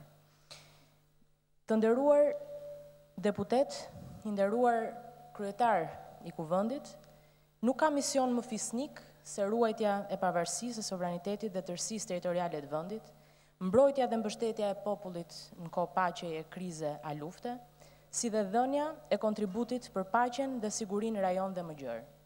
Ky është misioni i forcave të armatosura të Republikës Shqipërisë dhe nuk kam fjalë për të përshkruar se sa e nderuar dhe e privilegjuar ndihem që më jepet mundësia të shërbej në detyrën e ministres mbrojtjes për të mbështetur ata në çdo hap të misionit tyre fisnik.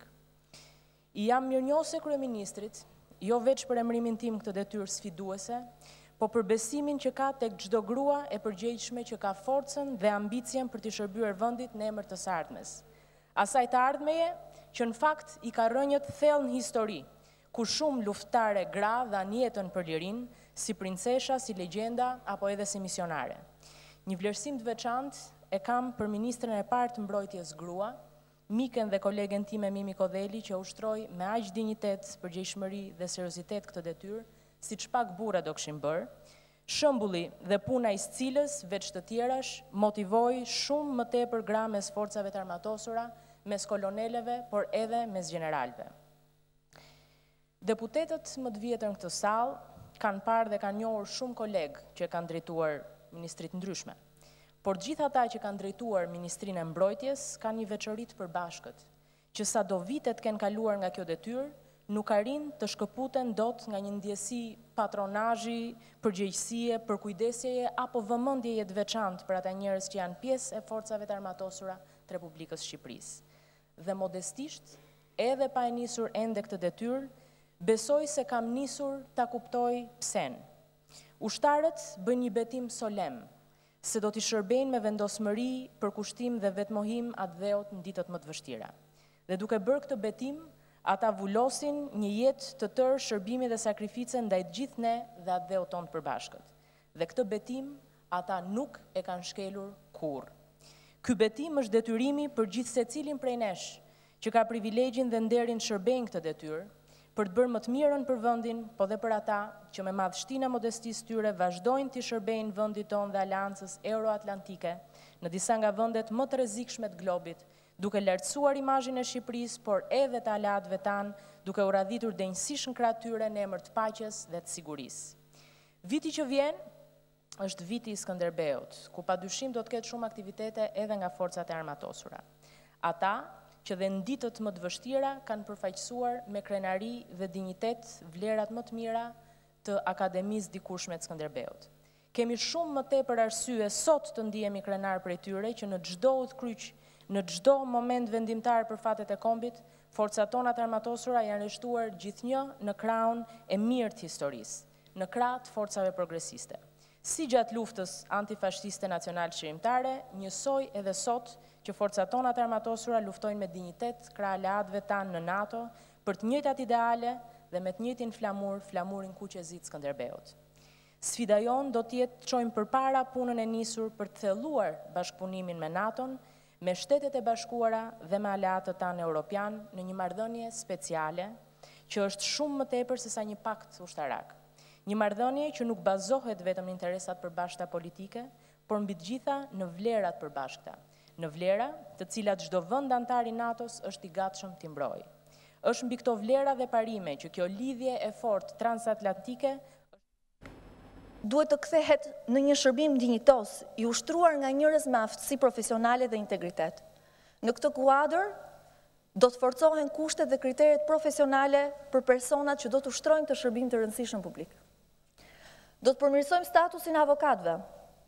Procesi vendosjes në vend të dinjitetit të avokatit do të shkojë paralelisht me ndëshkimin e ashpër të atyre që përdorin licencën e avokatit për të ushtruar detyrën e sekserit apo për të nxjerrë përfitime korruptive nga detyra e tyre.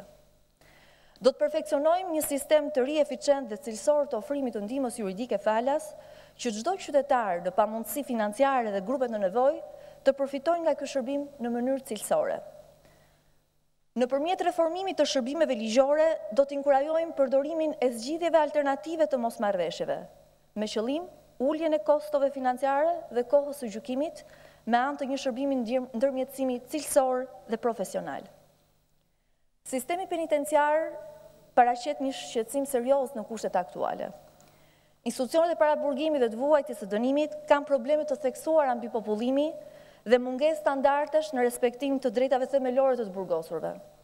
Shqetësim përbën dhe profesionalizmi dhe integriteti i stafit të burgjeve, si ai policor dhe ai civil. Për këtë arsye, reformimi i sistemit penitenciar në tërësi dhe menaxhimi efektiv institucioneve të vuajtjes së dënimit është një sfidë prioritare e kësaj qeverie për të ngritur mekanizma profesional për rekrutimin e stafit në bazë të meritës dhe me njerëz me integritet, si dhe institucionalizimi i formimit fillestar dhe vazhdues të këtij stafi policor. Funksionimi i shërbimit të provës për monitorimin e zbatimeve të dënimeve alternative me një staf profesional dhe me integritet do të jetë gjithashtu një prioritet i joni për këto 4 vjet. Një reformim rrënjësor do të pësojnë dhe institucionet ligjzbatuese të regjistrimit të pasurive të paluajtshme dhe trajtimit të pronave me qëllim që qytetarit t'i ofrohet një shërbim cilësor, profesional, me integritet dhe të shpejtë. Në fakt, në një diskutim më përpara, u kërkua të dihej dhe njëkohësisht nëse kishte shifra përsa i përket programit qeverisë lidhur me trajtimin e pronave. Më lejoni t'ju bëj me dije se vetëm brenda vitit të parë të hyrjes në fuqi të ligjit të ri, Agjencia e Trajtimit të Pronave ka vlerësuar ekonomikisht 41% të 26.000 vendimeve që presin për më shumë se 24 vjet për të vlerësuar. Dhe deri në dhjetor 2017 planifikojmë që të shqyrtohen dhe të vlerësohen financiarisht edhe 7.000 vendime. Dhe e fundit, por jo nga rëndësia, pasi ky do të jetë prioriteti kryesor i qeverisë, por dhe imi njëkohësisht, është bashkëqeverisja me qytetarët dhe për qytetarët. Kjo me qëllim që qytetarit ta ketë derën e hapur për të ankuar ndaj shërbimeve jo cilësore dhe për të përfituar këshillim ligjor dhe adresim në kohë të shpejtë dhe sa më profesionale të problemeve të tyre. Gjatë 4 viteve të ardhshme, Ministria e Drejtësisë do të punojë aktivisht për të ndikuar në përmirësimin e atyre ligjeve që ndikojnë drejt për së drejti në jetën e qytetarëve. Do të jemi në balë të luftës për barazinë gjinore, për ndalimin e shfrytëzimit të fëmijëve, në luftën kundër dhunës në familje, në luftën për më shumë të drejta dhe barazi për shtresat e marginalizuara e kështu me radhë.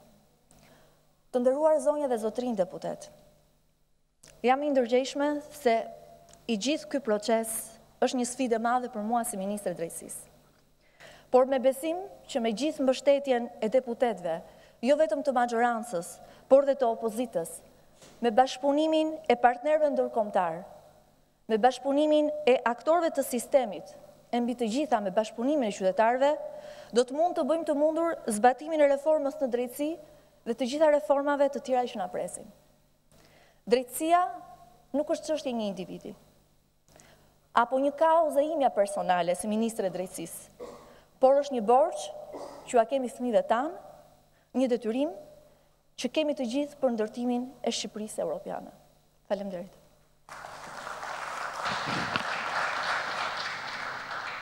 Faleminderit zoti Gjonaj, fjalën e ka zoti Alibej, përgatitet zonja Kombaro.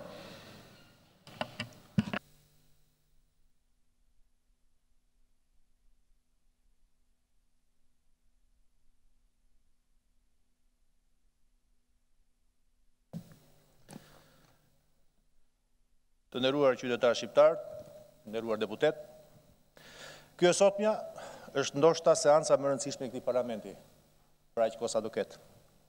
Prezantohet qeverisja, njerëzit që do të ujdisin punët e shqiptarëve për aq kohë sa do të ketë.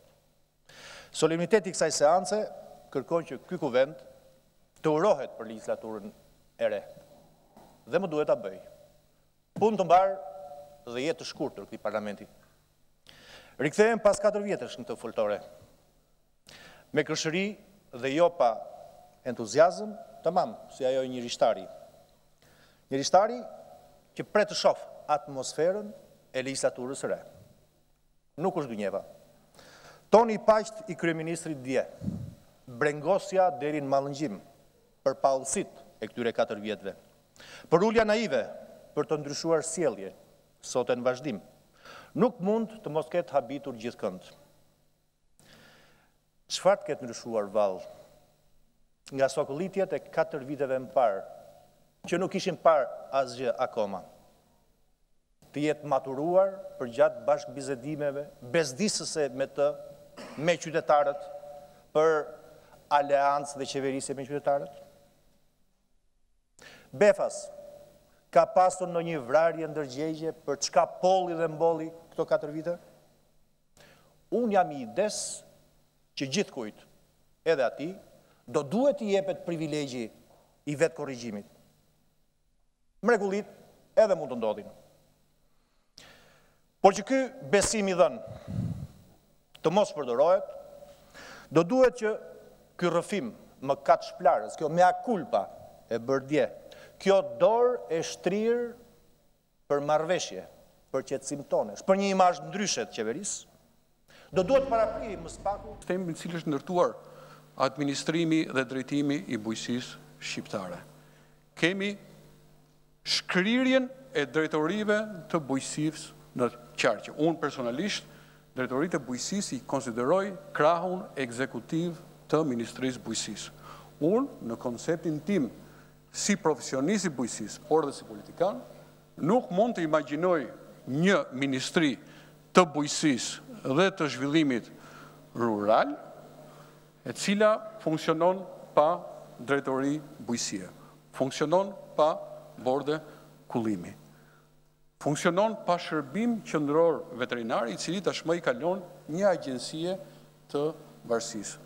Dhe këtu bëhet fjalë për shërbime kombëtare, të cilët nuk mund të delegohen spin-offeve, apo agjensive, apo inspektoriate, sepse shteti shqiptar duhet dhe ka përgjegjësi edhe në kuadrin e marrëveshjeve ndërkombëtare për t'i mbajtur ato si pjesë të dikastereve qendrore. Madje dhe gjithë mbështetja e dhënë nga projektet, nga donatorët, ka pasur pikërisht këtë boshtë të palëvizshëm strukturor të ministrive dhe të shtetit shqiptar. Tani mendoni ju që për herë të parë që nga viti 1928 shërbimi veterinar kalon i hiqet Ministrisë së Bujqësisë dhe me që kam dëgjuar, sepse akoma nuk kemi të qartë se si është artikuluar struktura reorganizative, i kalon një agjencie të varësisë. Dhe sigurisht që kosto këtu është jashtëzakonisht e madhe. Mendoni që me këto ndryshime strukturore, ne e vendosim bujqësinë përballë rreziqeve reale, rreziqeve konkrete. Përballë rrezikeve përmbytjes, ju shikoni që uragani Irma po bën kërdin në Shtetet Bashkuara të Amerikës, ne kemi pasur përvoja të hidhura me përmbytje, dhe ndryshimet klimatike bëjnë akoma më të rrezikuar situatën, ku ne me shumë probabilitet do të përballemi me situata të tilla të përmbytjes, po dhe thatësirës, ndërkohë që Ministrisë i hiqet komponenti i administrimit të ujrave. Dhe gjithë ky komponent i administrohet pushtetit lokal, kur ky është një shërbim kombëtar. Në fakt, më lejoni t'u them një diçka, ky nuk është një qëndrim që unë tashmë e kam krijuar në këtë moment. Mos mendoni nga që unë tashmë jam në gardin tjetër të politikës, si opozitar, dhe tashmë po më duhet të bëj opozitarin dhe të them këto gjëra. Këto gjëra unë i kam thënë duke qenë pjesë e ekipit qeverisë. Ka qenë kundra destrukturimit të bujqësisë, heqjes së drejtorive të bujqësisë, shkrirjes bordës kullimeve, shkrirjes statistikave, heqjes shërbimit qendror veterinar. Dhe nuk mundet që një autoritet lokal të administrojë një problem që është kombëtar, siç janë zbulimi i smundjeve të rrezikshme, bimëve dhe të kafshëve, kontrolli i tyre. Ju dini që kemi pasur probleme të jashtëzakonshme në trajtim. Kemi pasur sfida të jashtëzakonshme. Dhe unë dëshiroj të falenderoj shumë radhëpar drejtoritë e bujqësisë, dëshiroj të cilët kanë qenë vërtet aleatët besnik të Ministrisë Bujqësisë në përçimin e gjithë politikave, materializimin e rezultateve politikave të zhvillimit të bujqësisë dhe veçanërisht të mbrojtjes së bujqësisë nga dëmtimet, nga përmbytjet, nga smundjet infektive, parazitare. Ju dini që përballuam me sukses sfidat të panjohura më parë, smundja e dermatozës nodulare bëri kërdin. Megjithatë e kontrolluam me një fushat të mirë menduar të vaksinimit. për herë të parë i dëmshpërblyen fermerët duke u dorëzuar atyre lopë të prodhimtarisë lartë.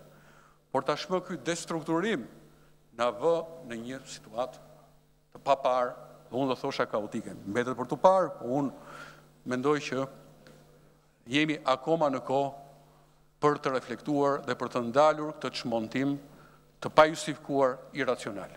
Nëse keni pasur vërejtje për performancë të ullët të drejtorëve të këtyre njësive, të këtyre drejtorive, kjo është tjetër histori.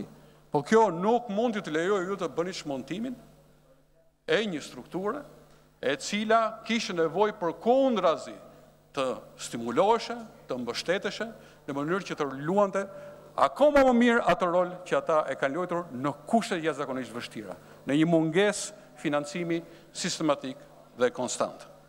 Prandaj, jemi akoma në kohë, ju apeloj që të shikojmë zërin e buxhetit, unë shpresoj që të jetë në i lapsus aty, se 25.5 më duk vërtet e pabesueshme. Mbas është ngatruar ndonjë presje aty dhe ndoshta është diçka më tepër. Dhe shikojeni mirë këtë histori sepse është vërtet e pabesueshme. Është vërtet e pabesueshme. Nuk mundet, nuk meriton bujësia shqiptare 25.5 miliard lek, një sektor i cili kontribon në ekonominë kombëtare me 21% të prodhimit përgjithshëm bruto, që siguron 50% të punësimit në shkallë kombëtare dhe merr nga buxheti i shtetit 2.5% financim, apo nga GDP-a kombëtare 0.5%. Absolutisht e padëgjuar. Dhe ne jemi shumë poshtë shkime. Unë nuk po them që do krahasohemi me vendet e Bashkimit Evropian, si ju e dini që në politikat e zhvillimit të bujqësisë Komunitetit Evropian, 70% e fondeve shkojnë në mbështetje të bujqësisë. Nuk po them që ne do krahasohemi me ta. Po të paktën të jemi në nivelin e fqinjve tanë. Nuk mundet ne të jemi 2 herë më pak se Kosova. Nuk mundet ne të jemi 5 herë më pak se sa Maqedonia. Ndërkohë që ky sektor po tregon që me pak po të jep më shumë, sepse po përdor edhe një slogan që mbetet për tu parë tashmë se si do të shkojë. Ky sektor ka dhënë me pak, ka dhënë shumë. Ka dhënë shumë sepse zoti kryeministër bashkë ne kemi qenë të qartë se si do shkojnë këto para. Unë nuk kam qenë kurrë që fondet e bujqësisë të konsiderohen si fondet asistencë sociale. Nuk po them që fshati nuk ka nevojë për asistencë sociale. Ka shumë nevojë. Po është një ministri tjetër që shpërndaj për para për shtesat e varfëra. Fondet për bujqësinë, dhe kjo ka qenë një bindje absolute e imja, po dhe juaja, zoti kryeministër, do të shkojnë vetëm si fonde për investime. Fonde për pikat e grumbullimit, sepse këto japin perspektivë fermerit,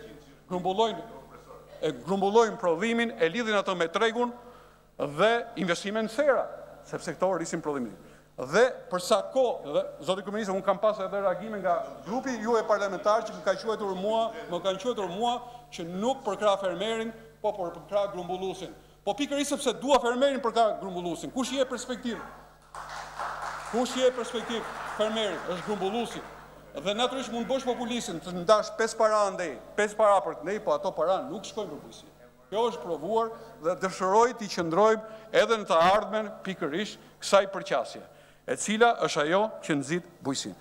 Dëshiroj diçka tjetër. Në programin e bujqësisë duhet me drejt konsolidimi i tokës bujqësore, dhe tha ministri i ri i bujqësisë, kolegu i nderuar, që sigurisht ne është bërë një hap që do të rritet madhësia fermës, për të kuptuar konsolidim të tokës bujqësore, shpritja e madhësisë fermës, për qenë më të qartë edhe për ata që në ndjekin.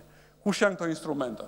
Aty thuhet që duhet të çojmë patjetër përpara procesin e certifikimit të pronës bujqësore, sepse ligji i famshëm 7501 i ka lënë gjërat krejt në kaos. Ka ndarë dhe tapit, ju e dini fare mirë, nga ish kryetar komunës, pavull, sigurisht të pa akorduara me realitetin, ku kërkohen matje, rimatje në mënyrë që ata të shkojnë drejt hipotekës, dhe unë jam dakord me ju, zoti kryeministër, që në këtë proces duhet ta çojmë patjetër me vendosmëri përpara. Po kjo nuk bëhet duke vajtur, duke thënë një në punë si hipoteka, o bëje ti, ose të pushohet nga puna. Sa ai do ta bëj nga frika atë, do ta bëj ndoshta në shkeljet ligjit, do ta bëj ndoshta edhe, themi, në rastin më të mirë për të kaluar radhën për një zgjidhje të paqëndrueshme. Por prandaj kërkoj rrjet buxhetit, sepse kërkohen rimatje, në mënyrë që ato tapi pastaj të marrin statusin e i dokumenti që mund të shkojë dhe të regjistrohet në hipotek, dhe pastaj të hapet tregu i tokës. Por unë kam bindjen që tregu i tokës në Shqipëri do kërkoj shumë kohë. Dhe ndërkohë ka pasur një mekanizëm më të shpejt, që unë, zoti kryeministër, me ju e kemi parë si motor real të zhvillimit bujqësisë shqiptare. Kush ka qenë ky? Bujqësia me porosi. Bujqësia që rrotullohet rreth atyre që quhen agregues. Dikush quhen edhe shoqëri të bashkimit të fermerëve. Sigurisht, prandaj neve kemi stimuluar ato pikat e grumbullimit, jo se unë kam pasur një dashuri të madhe ndaj tyre, po se i kam parë këta si të vetmin instrument për zhvillimin e bujqësisë shqiptare, sepse ata ja u blen fermerë. Kush ja u blen fermerëve? Ata ja u blen. Për t'i larguar fermerët nga buz rrugës me kosha të improvizuara, e shesin apo e shesin. Kemi pasur një det qartë. Fermeri duhet të bëj vetëm prodhuesin. Dikush tjetër do të bëj grumbulluesin, dikush tjetër do të bëj transportuesin. Dhe kjo ka qenë bujqësia e zinxhirit të vlerave, të cilët ne jemi përpjekur për ta ngritur, për ta ndërtuar dhe që mendoj që është dhe ajo për cilën ne mund të krenohemi. Por duhet të ecim në këtë linjë. Duhet të ecim në këtë linjë. Dhe mos të tundohemi nga përdorimi i parave të buxhetit shtetit dhe parave të donatorëve për shpërndar para andaj ne pa destinacion. Në programin e bujqësisë përmendet sigurisht dhe unë e përshëndes këtë, nuk kam se të mos e përshëndes, të përjashtohen nga të vëshët inputet kryesore bujqësore. Kush janë këto inputet kryesore bujqësore? Kush është kryesore, kush është dytësore? Është mirë të jemi konkret në këtë mes. Përfshihet tu nafta, përfshihet tu mekanika bujqësore, përfshihen tu insekticidet, përfshihen tu plerat kimike, përfshihen tu farat. Duhet të jemi konkret, zotëri, në mënyrë që të jemi transparent ndaj atyre që na dëgjojnë dhe në mënyrë që pastaj të vendosim që t'ju mbështesim. Këtu duhet inpute kryesore, dytësore janë kush janë? Tjetër, zotë kryeministër, dhe këtu dëshiroj edhe të ndalemi çik më gjatë. Ju e dini që një stres jashtëzakonisht nuk mjafton vetëm prodhosh. Madje problemi i madh i bujqësisë shqiptare nuk është prodhimi. Është problemi i dërgimit prodhimit në treg. Dhe kush është kontradikta e madhe? Kemi prodhues që duhen ta shesin më shtrenjtë, kemi grumbullues që duhen ta blenë më lirë, kemi grumbullues që duhen ta blenë më lirë dhe ta shesin më shtrenjtë te konsumatori, kemi konsumatorë që duhen ta blenë më lirë. Shikoni se çfarë mishmashi kontradiktas. Prandaj ne bëm një sugjerim dhe një propozim, dhe unë dëshiroj, dhe kjo nuk është vetëm problemi i Ministrisë së Bujqësisë.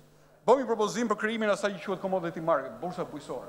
E morëm ne si iniciativë pavarësisht se kjo nuk është iniciativë mirë, por është një problem serioz. Ne duhet të vendosim një rregull në mënyrë që të mos kemi fermerë të frustruar, të përcaktojmë disa çmime të referencës mbi bazën e ankandeve, duke mos ndërhyrë natyrisht në mekanizmin kërkesë oferte, sepse jemi shoqëri e tregut lirë. Po duhet adresuar ky problem, sepse do kemi fermerë që do ankohen e do thonë nuk më shitet, apo ma ble lirë, ma ble nën kosto. Prandaj këto janë, dhe unë mendoj që këto duhet ishin pjesë e një programi qeverisës. Megjithatë, shpresoj që këto gjëra të adresohen. Unë natyrisht bujqësia është një sektor me shumë probleme. Gjithsesi, unë do dëshiroja që ky sektor të kishte vëmendjen e duhur, që nuk e ka, sepse shifrat janë këtu. Unë nuk e di nëse janë llogaritur burime të tjera të financimit, por me këtë mas financimi, unë nuk mendoj që bujqësia do të ketë shans për të qenë ajo që ne të gjitha dëshirojmë, motor i zhvillimit ekonomik të vendit. Faleminderit. Faleminderit. Zoti Panariti, fjalën e ka zonja Soni Raçato, përgatitet zonja Lindita Metalie.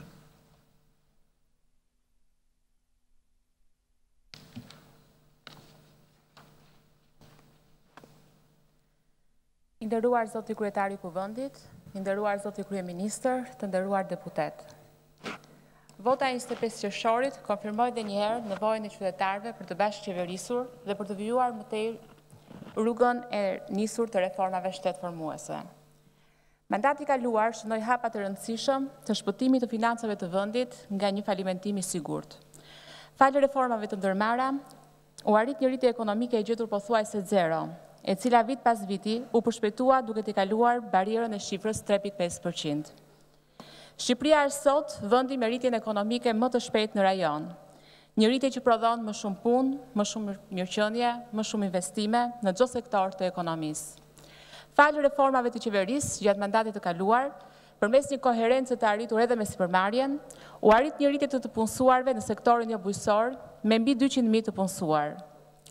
Sfida e çdo qeverie në një shtet modern dhe demokratik është të krijojë sipërmarrjes të gjitha kushtet e nevojshme për të rritur, për të zhvilluar dhe për të inovuar sa më shumë. Ndaj gjatë këtij mandati, qeveria do të vijojë të krijojë politika të qarta për të mbrojtur klimën e biznesit, duke u mbështetur në një sipërmarrje të fortë, e cila përbën dhe shtyllën kurrizore të ekonomisë kombëtare. Në këto 4 vjet është bërë shumë për të mbrojtur dhe mbështetur sipërmarrjen, duke i dhënë fund një ere përgjithmonë kohës kur shteti vendoste gjoba elektorale, kur shteti i kishte borxh $100 miliona biznesit për investimet e kryera, kur doganet e paguanin vetëm ata që nuk ishin miq në politikë, kur për të hapur një biznes duhet të qëndrojë me ditë të tëra në radhë, dhe ku çdo shërbim kalonte përmes burokracisë dhe mungonin sisteme digjitale të integruara. E megjithatë jemi të vetëdijshëm që sipërmarrja shqiptare vazhdon të përballet me shumë probleme. Pasi ne vim nga një tranzicion i gjatë dhe i vështirë, ku është reflektuar më së miri qasja mosbesuese ndaj njëri tjetrit, e shtetit dhe biznesit, të këtyre 2 partnerëve të pandashëm, por që shpeshherë e kanë humbur sensin e orientimit, duke kushtëzuar sigurisht jo për mirë potencialet zhvilluese të ekonomisë kombëtare. Nuk është koha të fajsojmë kënd, por është sigurisht koha të vendosim gishtin në plak dhe të rikthejmë ka njëri tjetrit këta 2 partnerë, të cilët mund të gjenerojnë mirëqenie për të gjithë vendin, nëse ecin paralelisht dhe në të njëjtin kohë. Objektivi i këtij mandati qeverisës për të mundësuar një rritje ekonomike në shifrën 5% nuk do të bazohet vetëm në thellimin e mëtejshëm të reformave ekonomike tashmë të nisura, por do të mbështetet fuqishëm tek nevoja për t'i hapur rrugë pa kompromis të gjithë sipërmarrjes në vend, si garante e zhvillimit ekonomik të vendit dhe rritjes së punësimit. Qeveria dhe sipërmarrja, në aleancë me të gjithë qytetarët, do të punojnë për thjeshtëzimin dhe unifikimin të gjitha procedurave ku sipërmarrja përballet, për harmonizimin e sistemit të taksave, për mbrojtjen e sipërmarrjes nga çdo padrejtësi, për një avokati, këshillim dhe negocim të vazhdueshëm midis 2 partnerëve në dobi të zhvillimit të sipërmarrjes. Edhe pse raporti i vitit 2017 i Doing Business e renditi Shqipërinë 34 vende më lart se një vit më parë, qeveria do vazhdojë të ketë prioritet të saj për mirësimin e shërbimeve ku sipërmarrja përballet me administratën, me qëllim që të bësh biznes në Shqipëri të jetë një rrugë e sigurt dhe e hapur për të investuar sa më shumë. Roli i Ministrit të Shtetit për mbrojtjen e sipërmarrjes shpreh qartë vullnetin e qeverisë dhe në veçantë të kryeministit Rama për të krijuar çdo lehtësi të nevojshme ligjore sipërmarrjes private, përmes heqjes një ere mirë të gjitha barierave burokratike për sipërmarrjen në vend. Jam plotësisht e vetëdijshme që ky është një proces i varur nga mirë funksionimi i çdo hallke në zinxhirin e komunikimit dhe bashkëpunimit publik-privat, dhe se vetëm një hallkë e deformuar mund të cënojë gjithë marrëdhënien që mund të krijohet. Ndaj në detyrën e Ministrisë së Shtetit për mbrojtjen e sipërmarrjes, qëllimi im parsor është që komunikimi midis çdo sipërmarrësi dhe qeverisë të bëhet i drejtë për drejtë, i hapur dhe konkret. Në mënyrë që ne të jemi në gjendje të i vim menjëherë në ndihmë çdo biznesi, në çdo moment kur ndeshet me pengesa, qofshin arbitrare apo të natyrës administrative. Krijimi i këtyre garancive do të hapë rrugën për më shumë investime të huaja, që presim me padurim të kontribojmë si me kapital, ashtu dhe me eksperiencë, në shumë sektor strategjik, por që shpeshherë janë stepur të investojnë apo më keq, kanë nisur investimet dhe janë larguar, të çoroditur nga ajo kakofoni rregullash që interpretohen sipas oreksit të zyrtarit të radhës, duke mos krijuar asnjë kusht për konkurrencë të